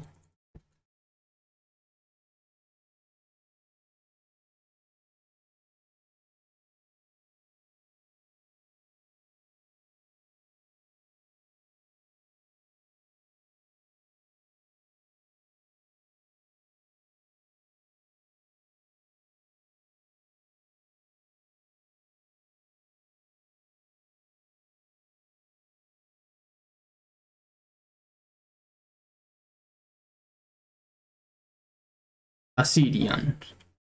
The Assyrians got the power between 900 and 600 BCE. They had Sumerian Akkadian influence, but with personal aportations. Their art reflects the Assyrian people and the absolute power of the king had. The art was propagandistic about the power and the image of the king. The civil war and the attack of the Chaldeans destroyed the last city, Nineveh, and they fell at 612 BCE. Lamassus, fantastic animals, bulls with human head normally, with eagle wings. They are the winged bulls. It is a celestial genius of the Mesopotamian mythology that carry fertility and power, animal body and intelligence, human head. Protective character used indoors and in small figures in a private form, like amulets. Let's see how much size. Amasus. It is this one.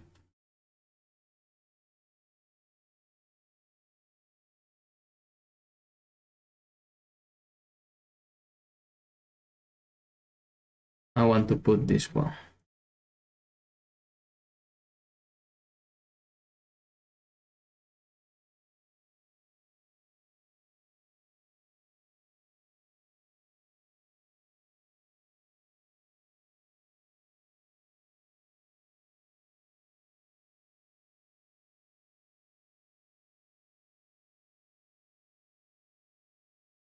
No, not this one.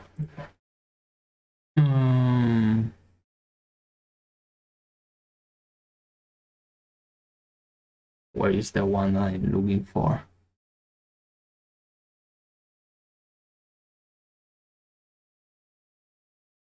I think, yes, this one. This was the first.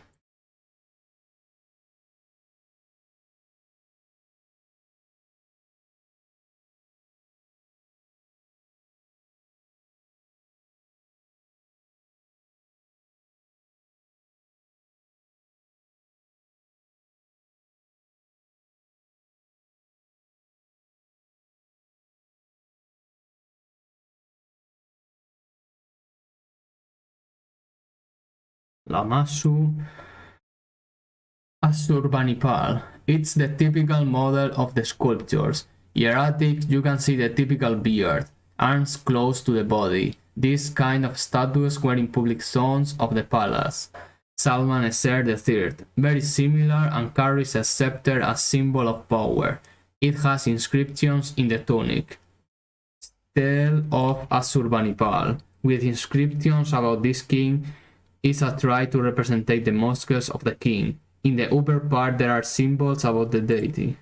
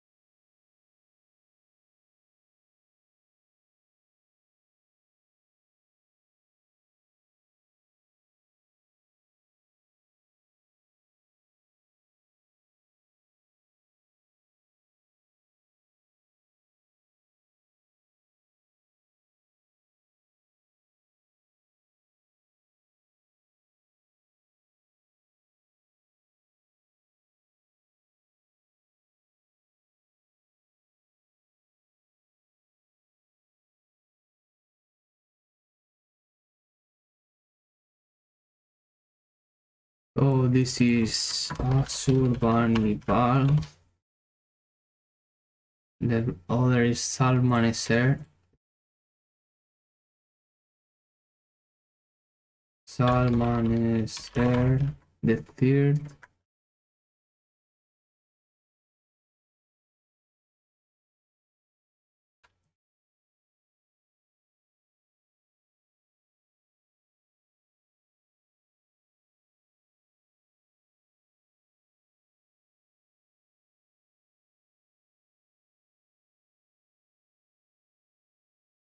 And then this is the steel of Ashurbanipal.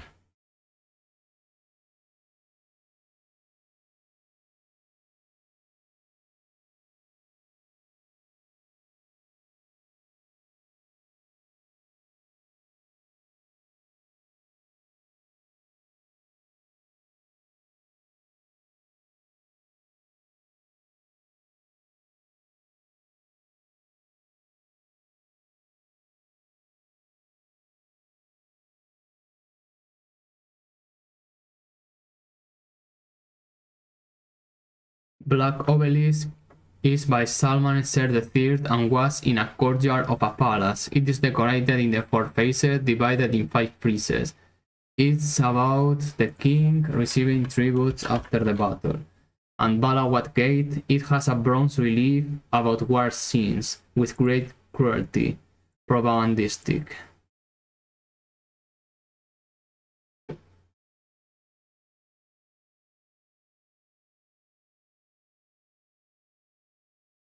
Let's see what about this. Black obelisk.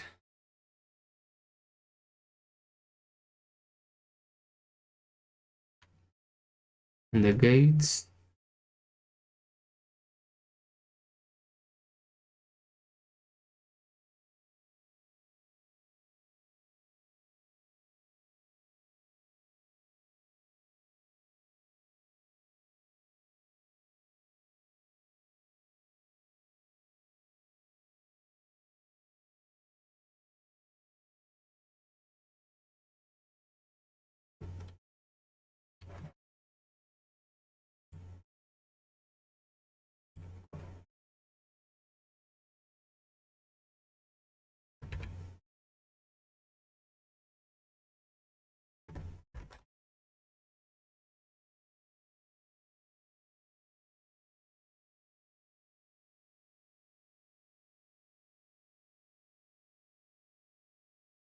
Black obelisk and the Balawat gates.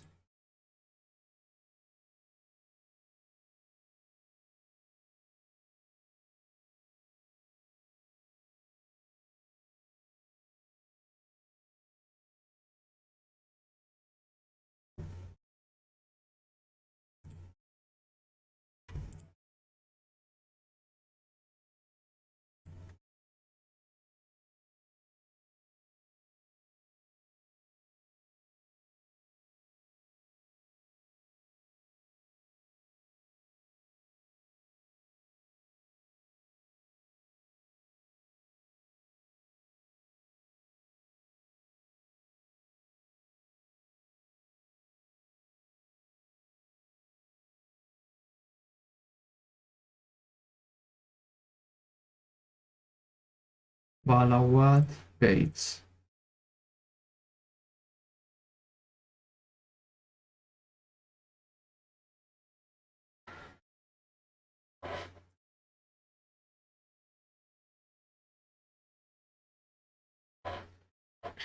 Khorsabad, Dur Sarukin.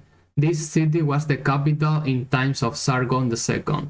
The city had a strong propagandistic and defensive character. About the palace, it had its own wall and had 2 terraces. It had lamassus, made of marble, and in the principal door there was a possible representation of Gilgamesh between lamassus.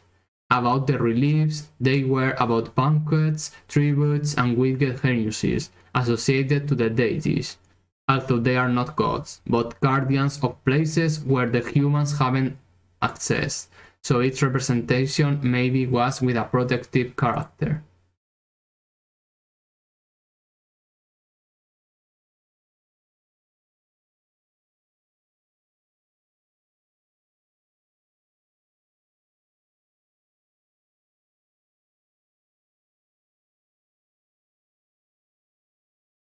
Here I put 2 because the reliefs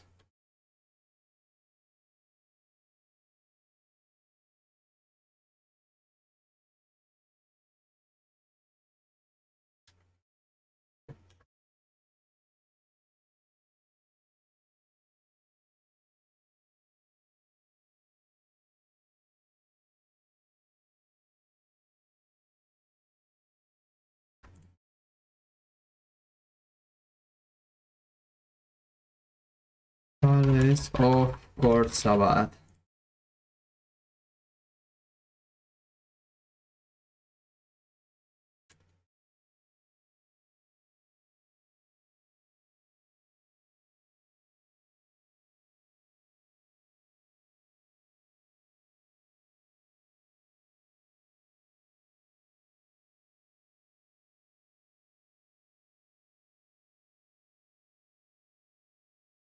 I put these 3 reliefs.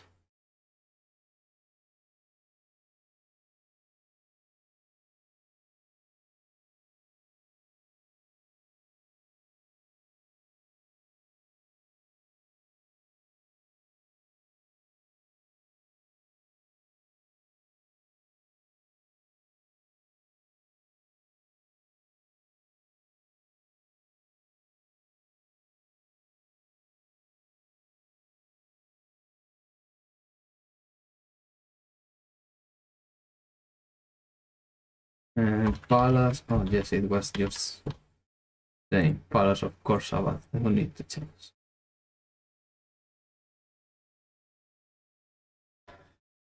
This is fine.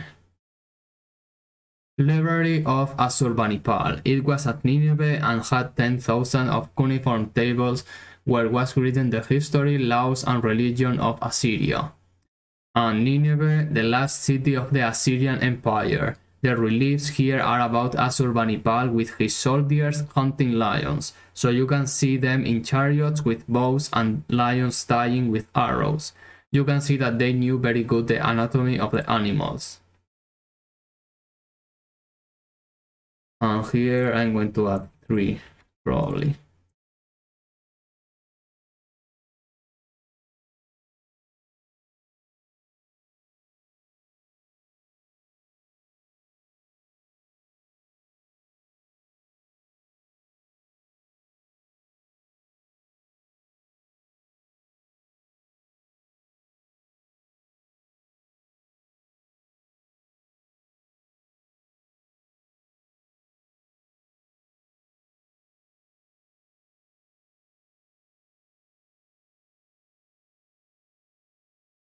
Library of Assurbanipal.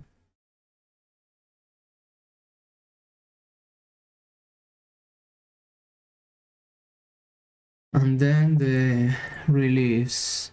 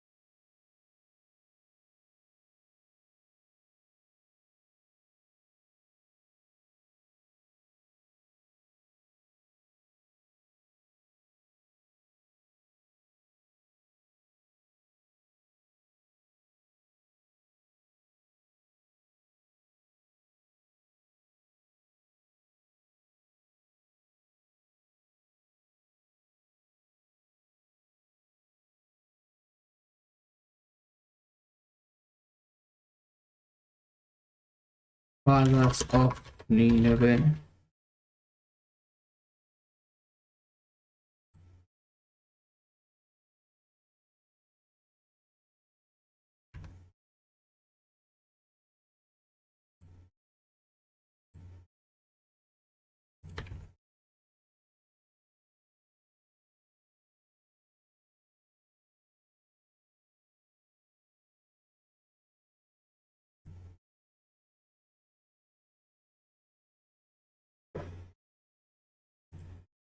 Neo-Babylonian.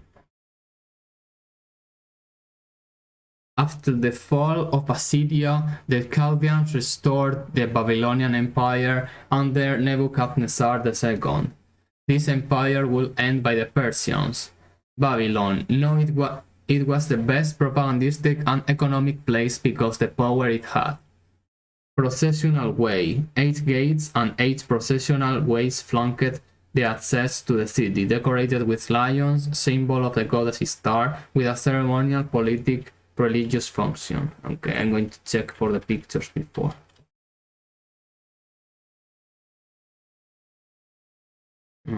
Here there is a picture of this.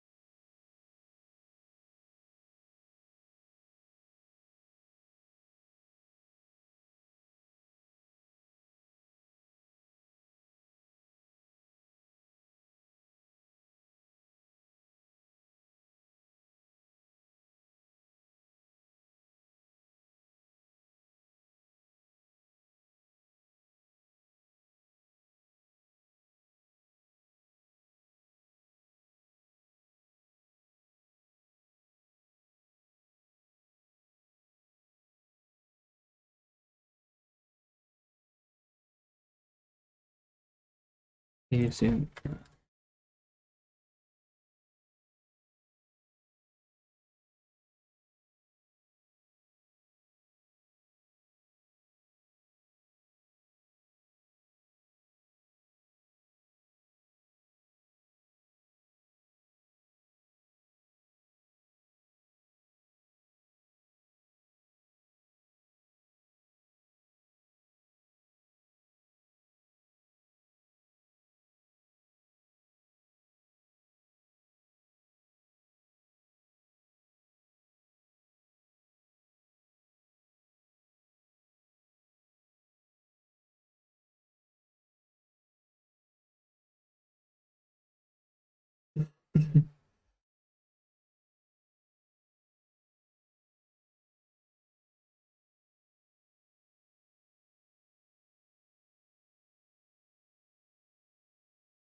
processional way.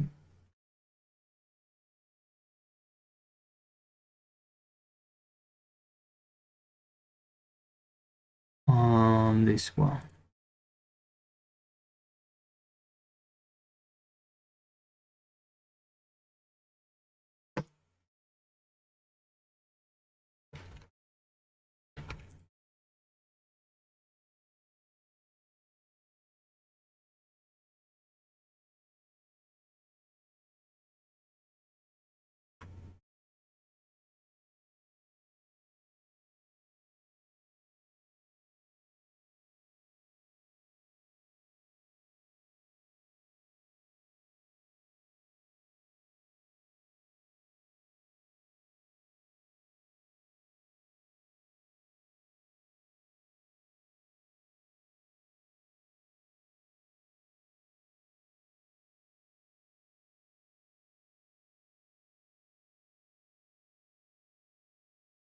Processional way.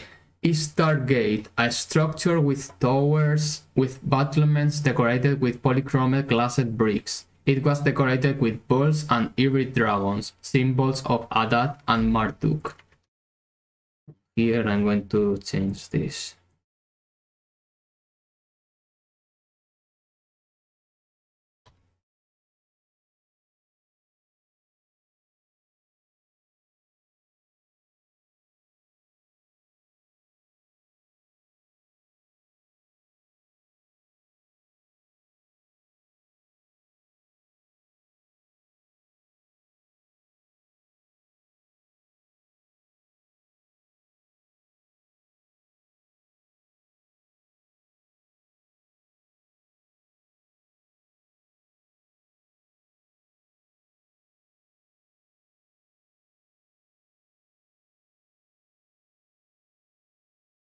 I prefer to put the real one, not a representation.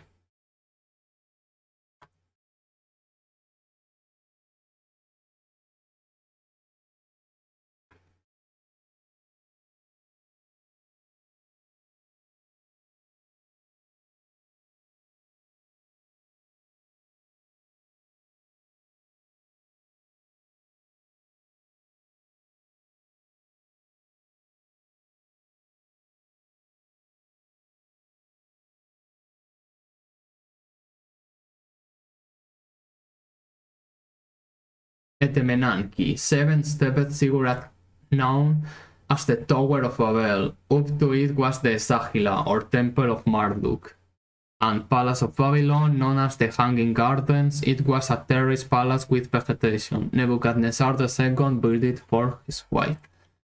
This I'm going to separate also.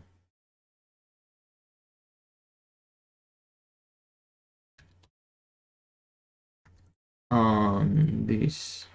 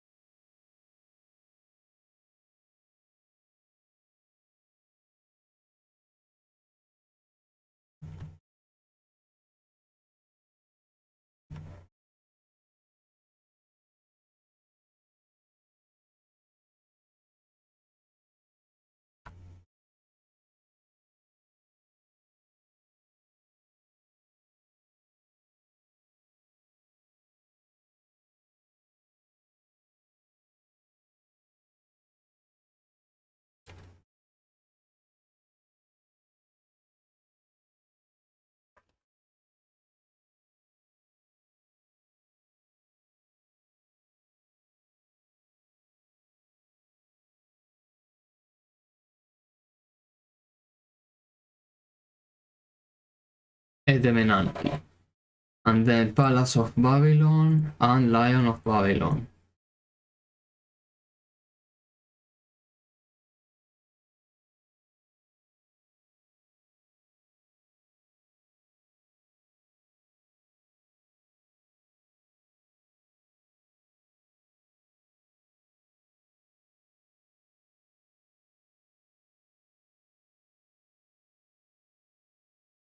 I'm going to put here the representation.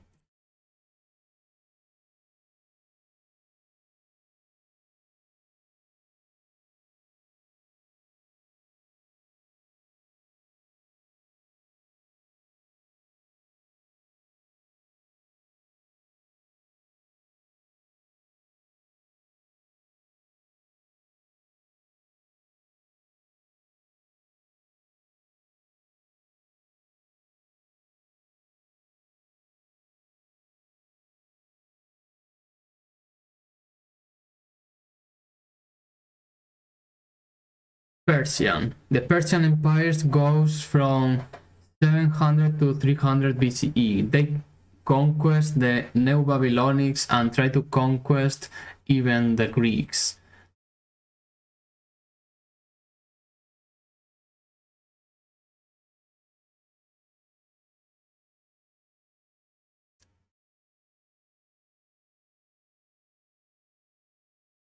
They are like a mix between the cultures they conquered, but they use a lot the column, use of bull capitals. Palace of Cyrus in Pasargad. Pasargad was the first capital city. This palace was elevated in an esplanade, and there were different independent rooms in a big park. Lots of epostylar rooms. Tomb of Cyrus the Great at Pasargad. The tomb is built of stone.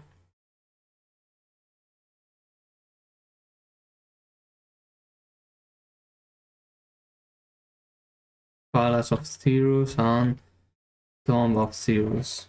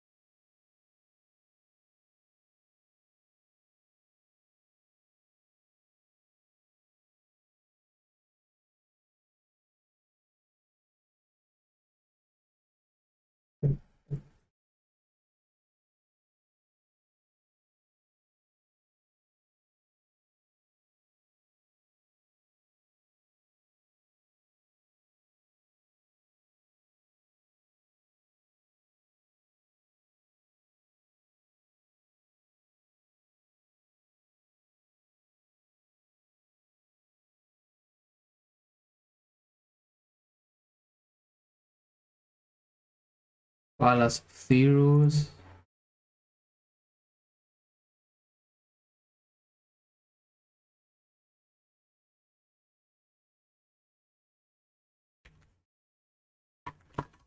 Tomb of Cyrus.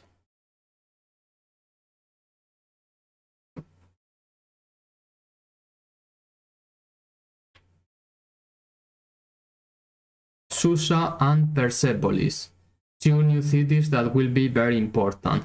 Palace of Darius and Xerxes. Darius began to build it, but his son Xerxes finished it. The Abadana, a posterior room for audiences, was very big with lots of columns with bull capitals.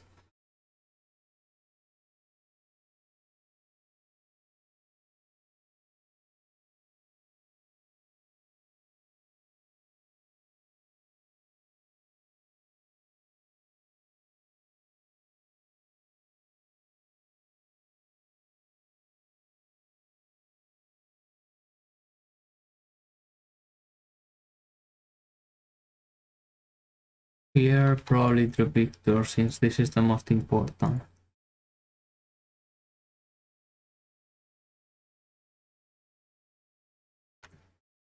Persepolis, then the palace.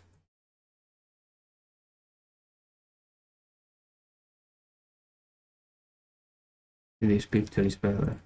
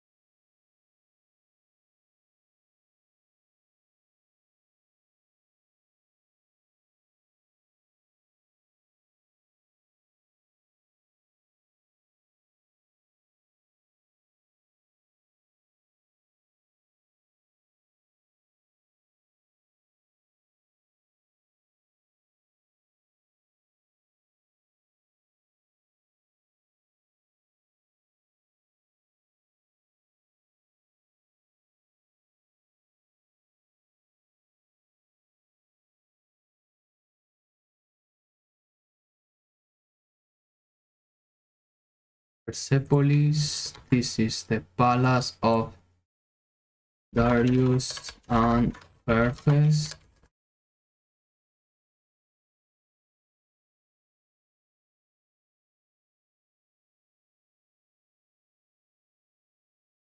And this is the Apadan.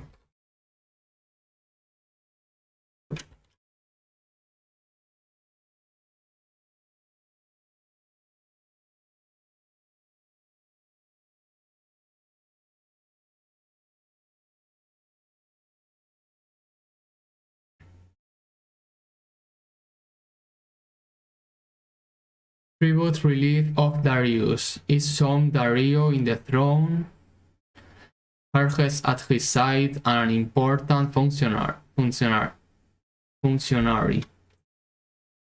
Darius. He salutes the king and announces the coming of the carriers of the tribute, represented in the wall near the stair. Inscription of Darius in his tomb shows Darius triumphing over his enemies. He treads the body of Smerdis that supplicates. Treads, I think.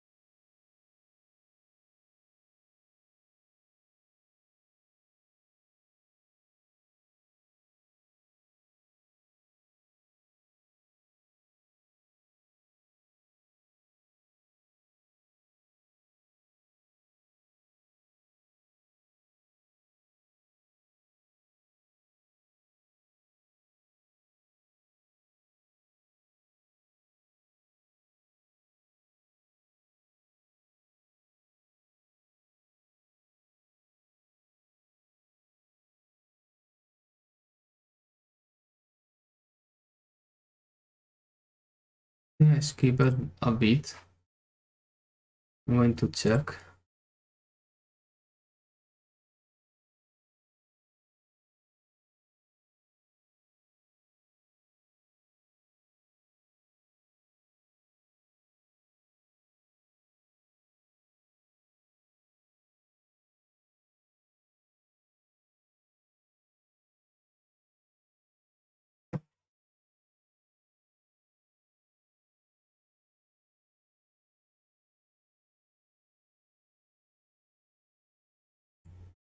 Weird.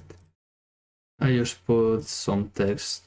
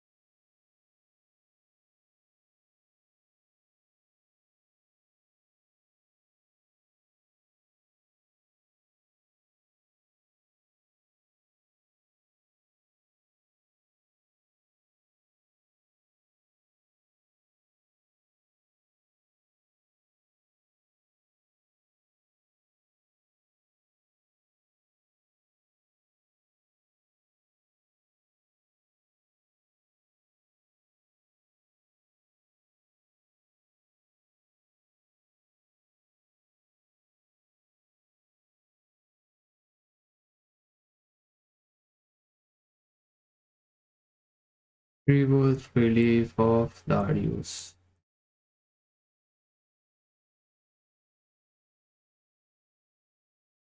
Palace of Susa. It was important too, and it has the reliefs of the immortals, the Persian archers.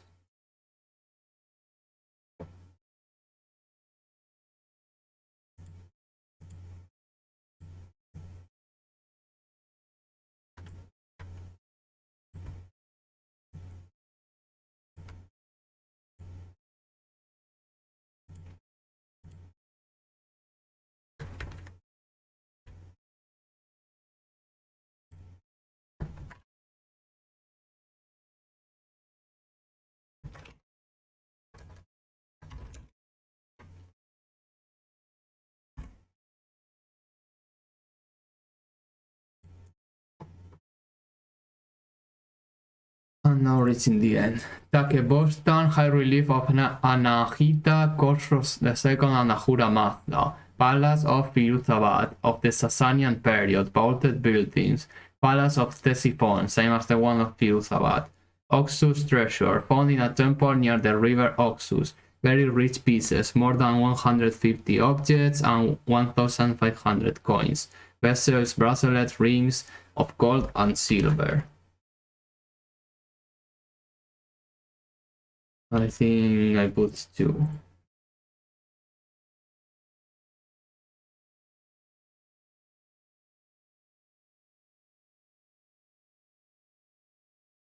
One for Firuzabad and Ctesiphon.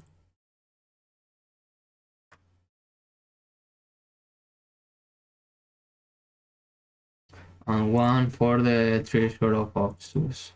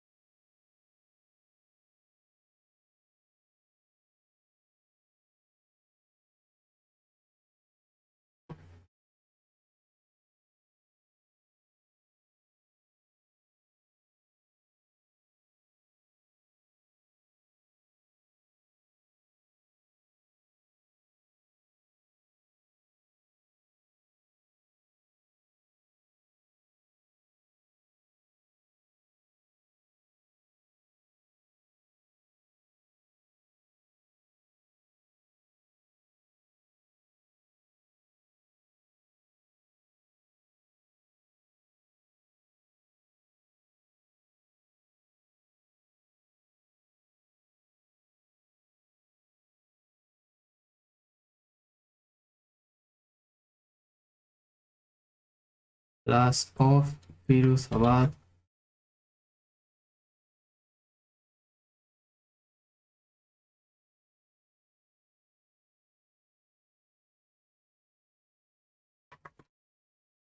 I don't remember how to write this. Ctesiphon. Ctesiphon.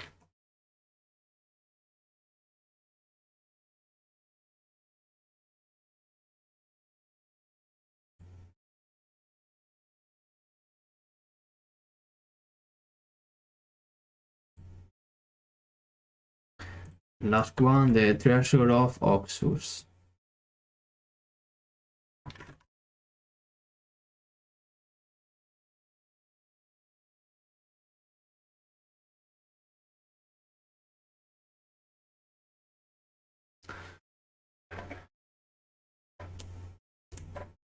So it is finished, but now doing the summary of the artworks.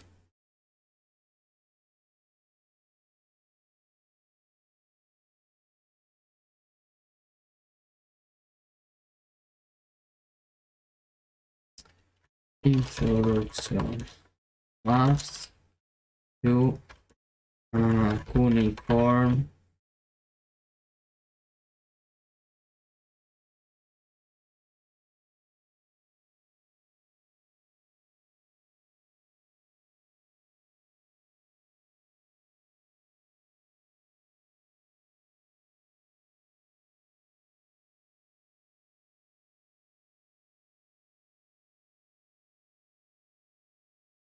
Cuneiform scripture.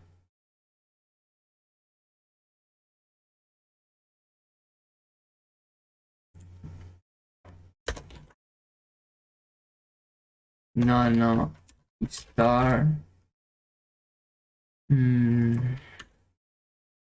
Inanna Andumusi. Marduk and Tiamat. Gilgamesh.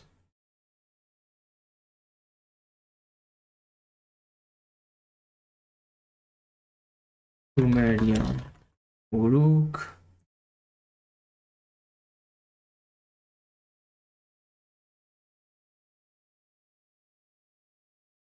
Temple of Eridu.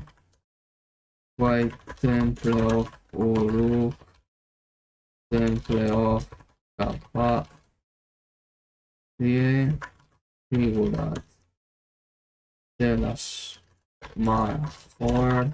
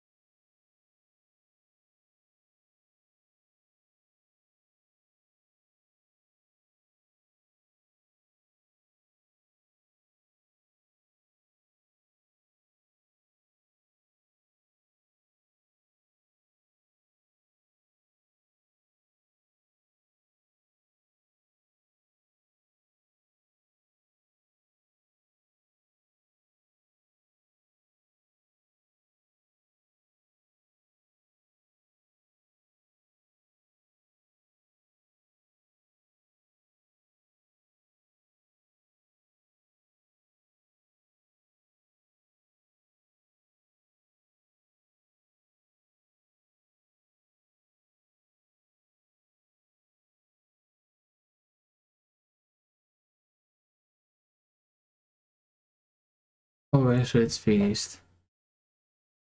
Very quick summary about the artworks, and then I will do something else. I'm not going to finish the stream yet. So map of Mesopotamia, cuneiform scripture, then about mythology, Inanna and Tumuthi, Marduk and Tiamat and Gilgamesh. Then going to Sumerians, the city of Uruk, Temple of Eridu, White Temple of Uruk, Temple of Kafade and Ziggurat, the Tel Asmar Horde, the statue of Evi-Il, Singer of Urnina, Priestess, Mask of Warka, Standard of Ur, Stele of Ur-Nanse, Stele of the Vultures, Royal Art, Royal Game of Ur, Billy Goat, Address of King Quavi, Mescalam Helmet, Warka Base, Cylinder Seal, then Acadia, Palace of Naram-Sin, Stele of Naram-Sin, Head of Sargon the First. Then Neo-Sumerians, Ziggurat of Ur, Statue of Gudea, Stele of Ur-Nammu, Kir-Subul.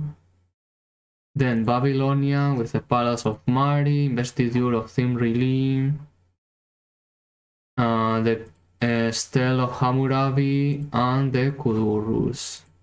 Then the Assyrian with the Lamassu, Assurbanipal, Sarmanser, Stele of Assurbanipal, Black Obelisk, Balawat Gates, Palace of Khorsabad with reliefs, Library of Assurbanipal, and Palace of Nineveh with the reliefs of the lions.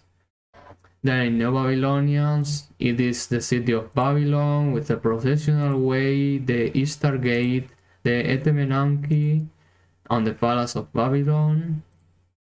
Finally, the Persians with the Palace of Cyrus, Tomb of Cyrus, and the city of Persepolis with the Palace of Darius and Xerxes, the Apadana, and then more tombs like Tomb of Darius, Tribute Relief of Darius, the city of Susa with the archers reliefs, and then some palace like Palace of Firuzabad, Palace of Ctesiphon, and finally the treasure of Oxus. Okay, so this is finished, and now I'm going to play this game, an artistic adventure. Last time I forgot, and I also fixed the bug that it had, so I can play it.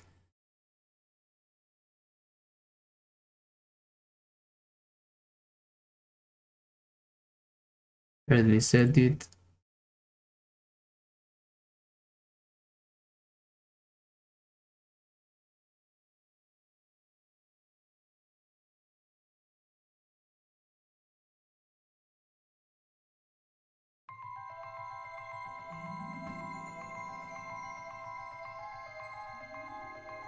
Let's see if it is green fine.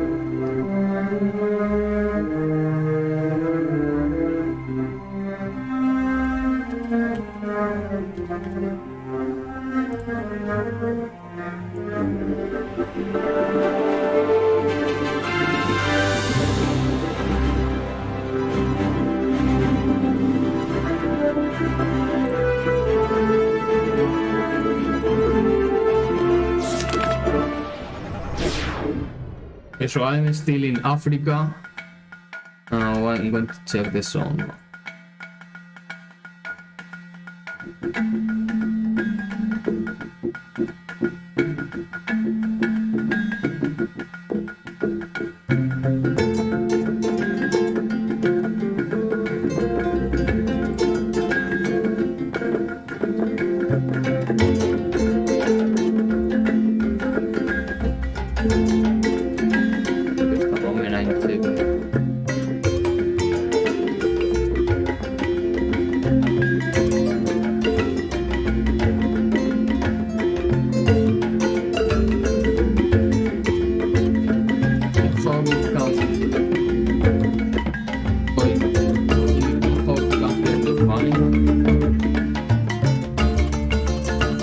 Myself with F1.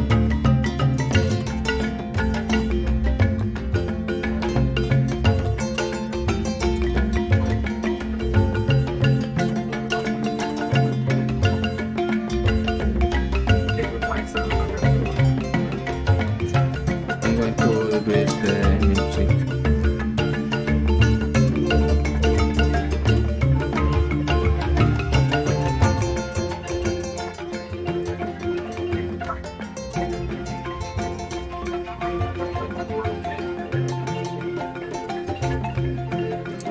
Okay, I thought now it is fine.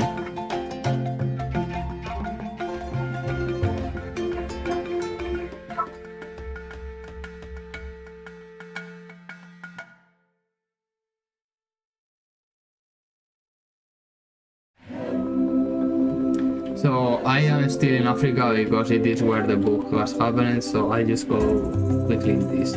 Bantu.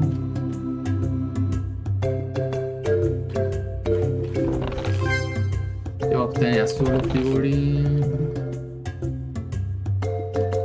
Yo. Zambia mask. Zimbabwe. Relic of Zimbabwe.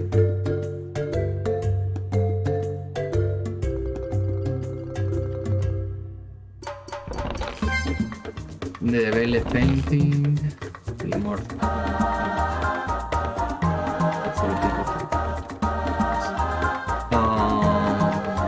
Yeah, it is here. And then South Africa.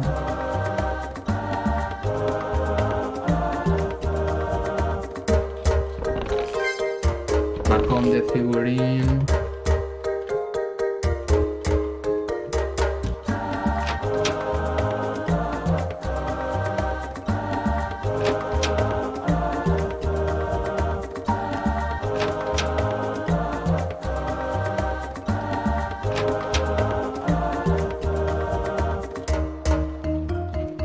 I'm going to white out.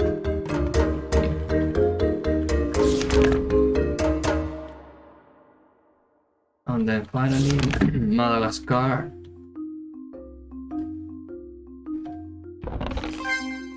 African fetish.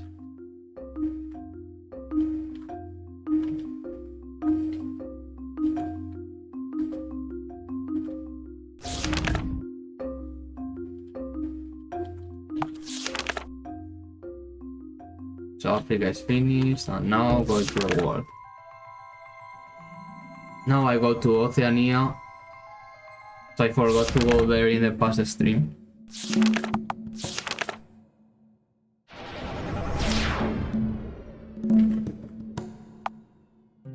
Going in order, so Australia.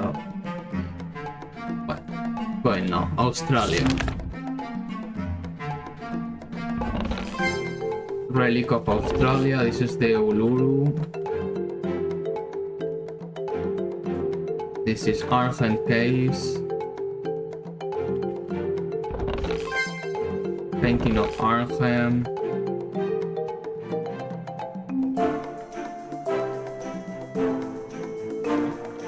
Kimberley Caves, and here I forgot to put a picture, or no. Painting of Kimberley.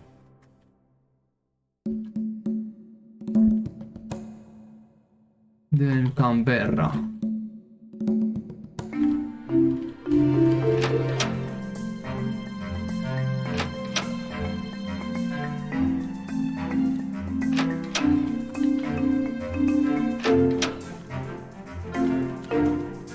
Our original Great Hall. I want to check the photo.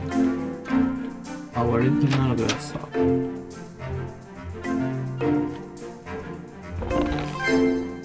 Relic of Canberra. Australian wood art piece.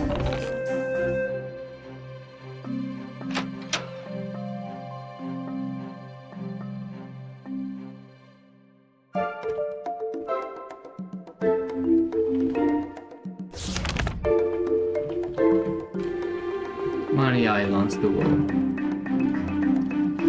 Tasmania. Oh. Okay, this is unexpected cost.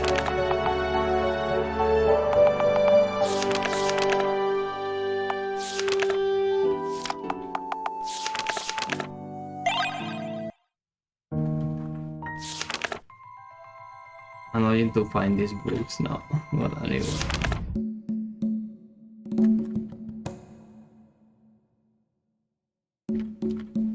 Tasmania.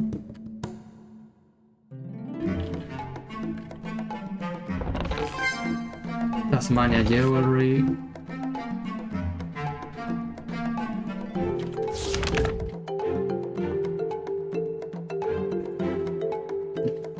New Zealand.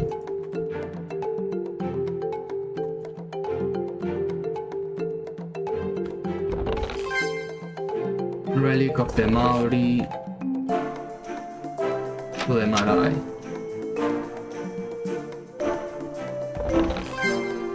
Relic of the Marae.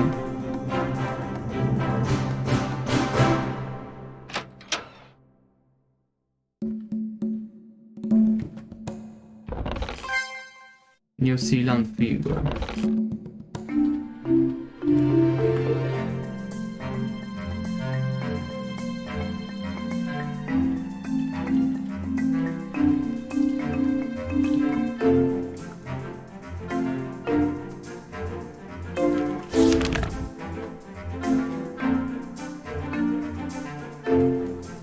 New Caledonia.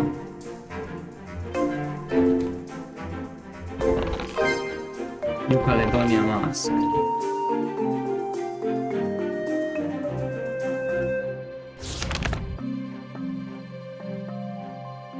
Vanuatu. Vanuatu mask.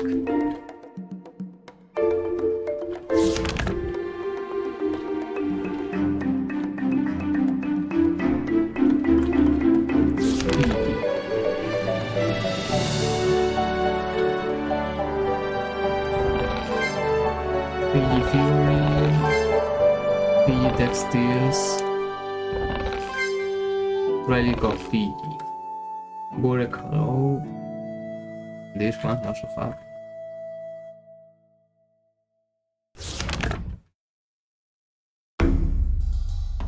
Solomon Islands. Solomon Island figures.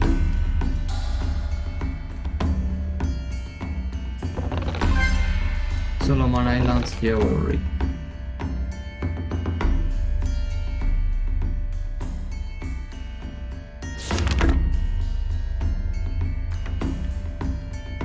Caroline Islands.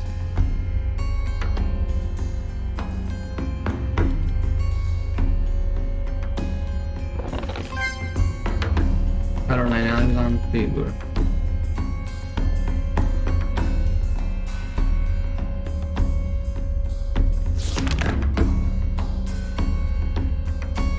Papua New Guinea.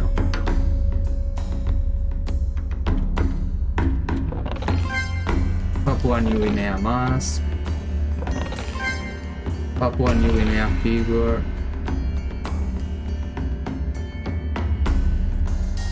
To the Tambaran house.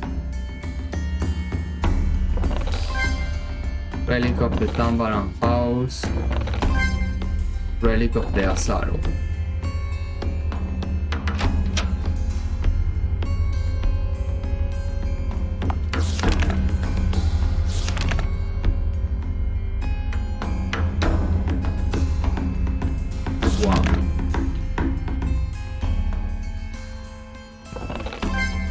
One mask.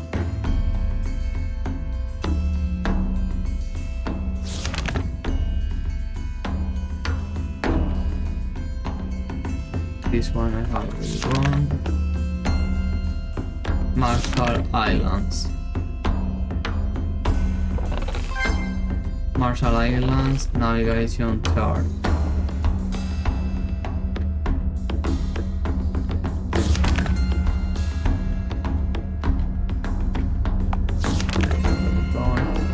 This one is Hawaii.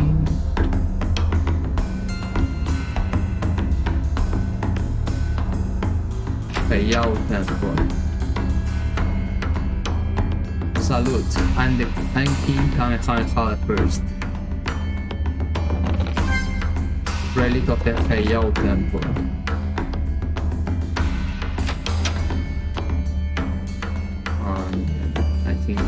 treasure. Oh yes, Tiki Lono, Tiki Kanaloa, Tiki Pu, Tiki Kane.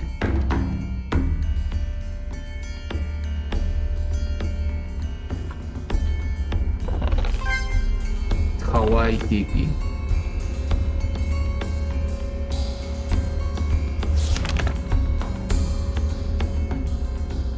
Samoa. Greetings, welcome to Samoa. Music and good food is what I most enjoy, especially cakes.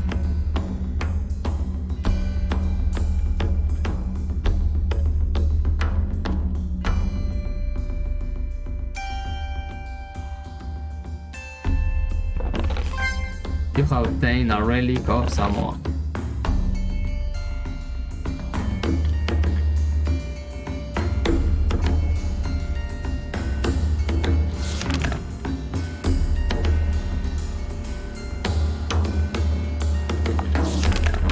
These are the last ones. Cook Islands.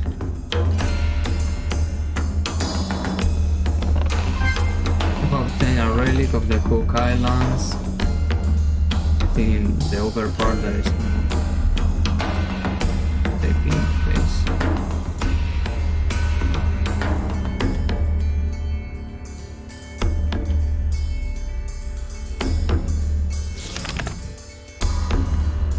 Marquesas Islands.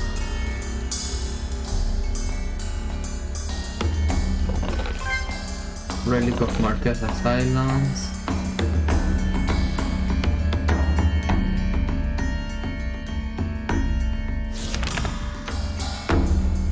Tahiti.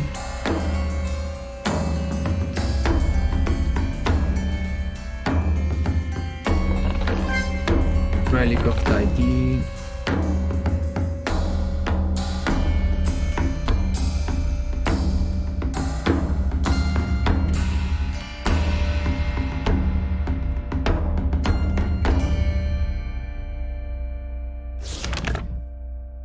And the last one, Easter Island, with the Moais.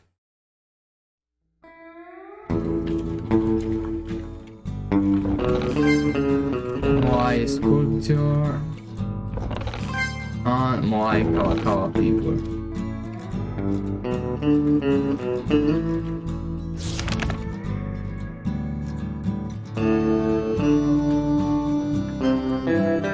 There was a seat here and I didn't notice. I was slow. Anyway. Now going to Mesopotamia. I think it's no, this is 7 now. Mesopotamia.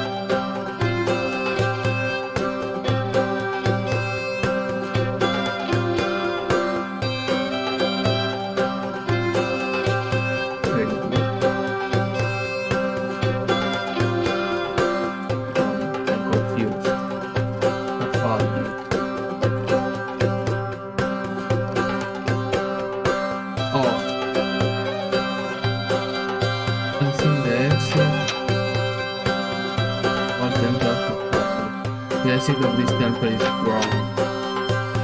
Eridu. Temple of Eridu. Okay, another book in there. You have obtained a small support.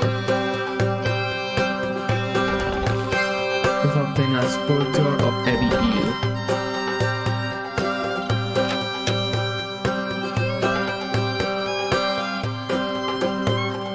I think I'm going to one more. I'm going to try the books that I find on the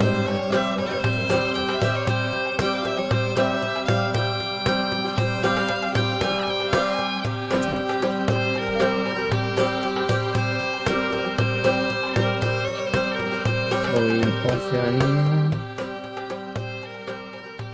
it was ships, islands, teleports,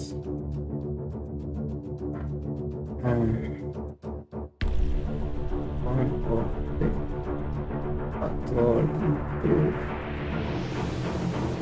the gods, and the Mesopotamia.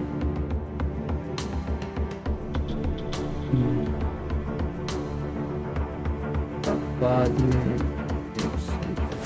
teleport.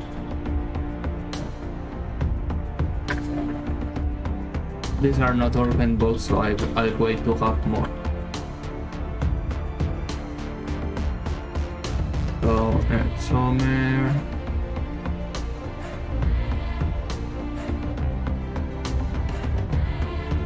One I already picked it.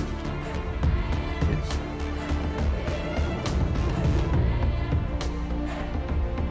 Kafadie and this is Uruk. White Temple of Uruk. Vessel of Uruk.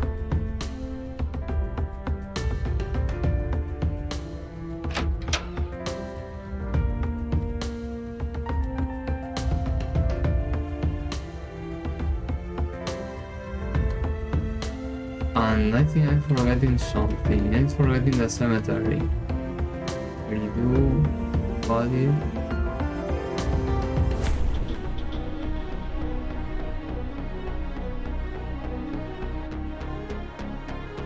I think the cemetery is somewhere here. I don't remember where. Yeah, I just go out and see in the map. So it is Capadier, what can I do? Uruk, yes, as I suspected.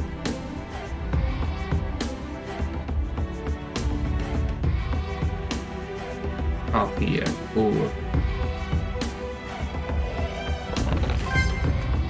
Tele of Urnina. Figure out of Ur.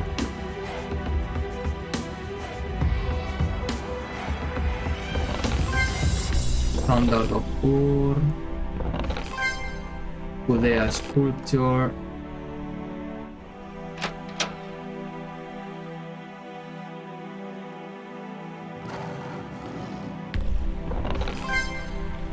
Tele of Urnamu.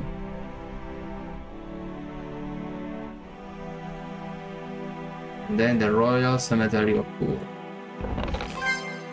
Royal Game of Ur. Great Royal Town. Address of King Puavi. Mesopotamian Jewelry. Hell of Mescalando.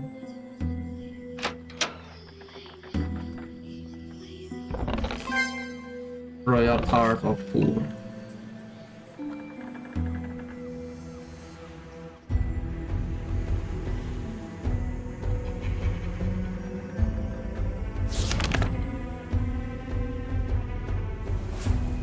Now the Akkadians.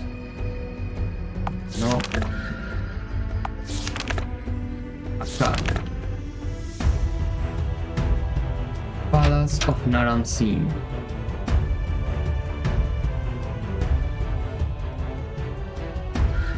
Oh, this is I am Enneguana. I am poetess and priestess of God. Disc of Enneguana. Stele of Naram-Sin.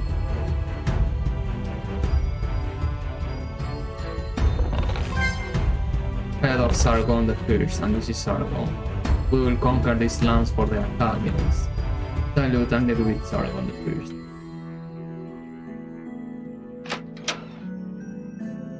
Let's see if there is something else here, but I think no.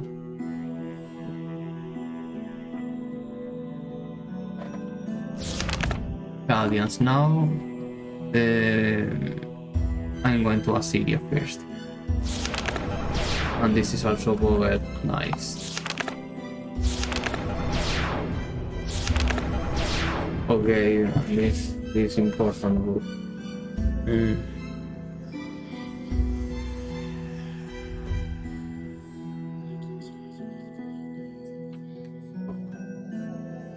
Babylon.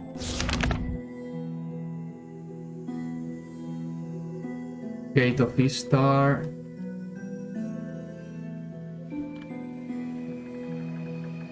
Hanging Gardens.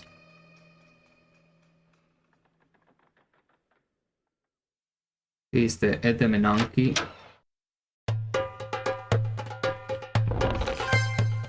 Relic of the Etemenanki.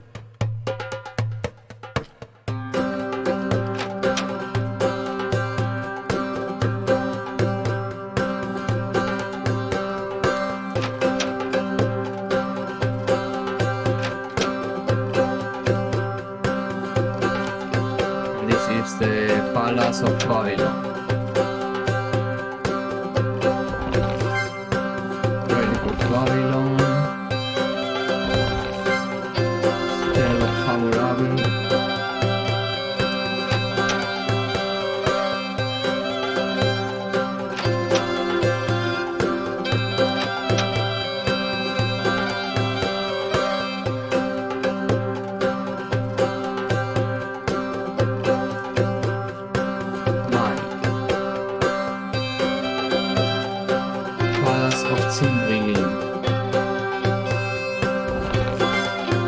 Painting of Cimmerlin.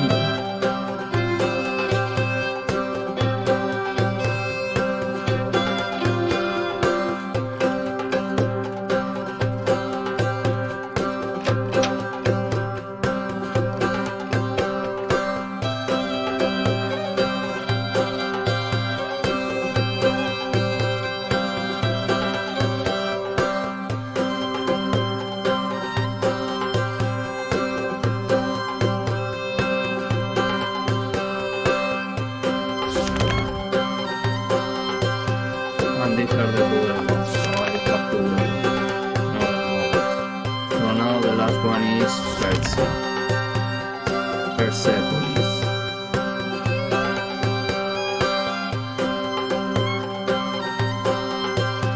Tomb of Darius the First.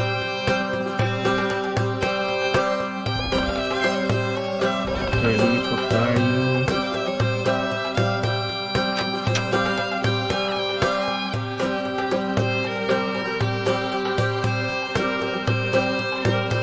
Palace of Persepolis.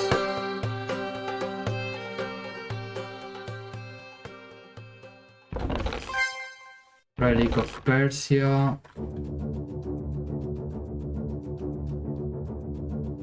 I think this is Harvard. Yes, Salute and Perfect the Mind. This is the Apadana.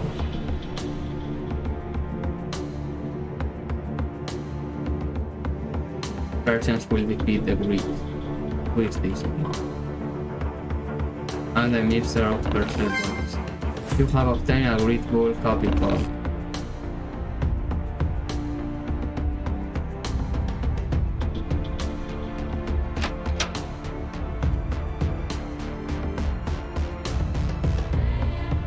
Pasargada. The Palace of Cyrus the Second the Great.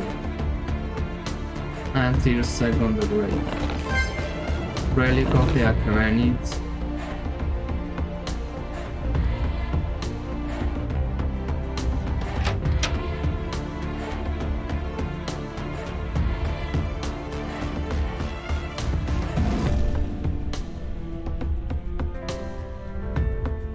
And there was another place to go. Susa.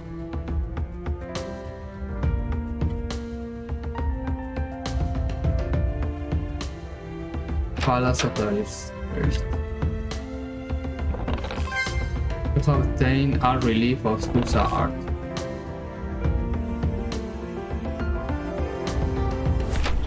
And that's all because the last part I can't go now. I'll let it here prepared for when I fix it.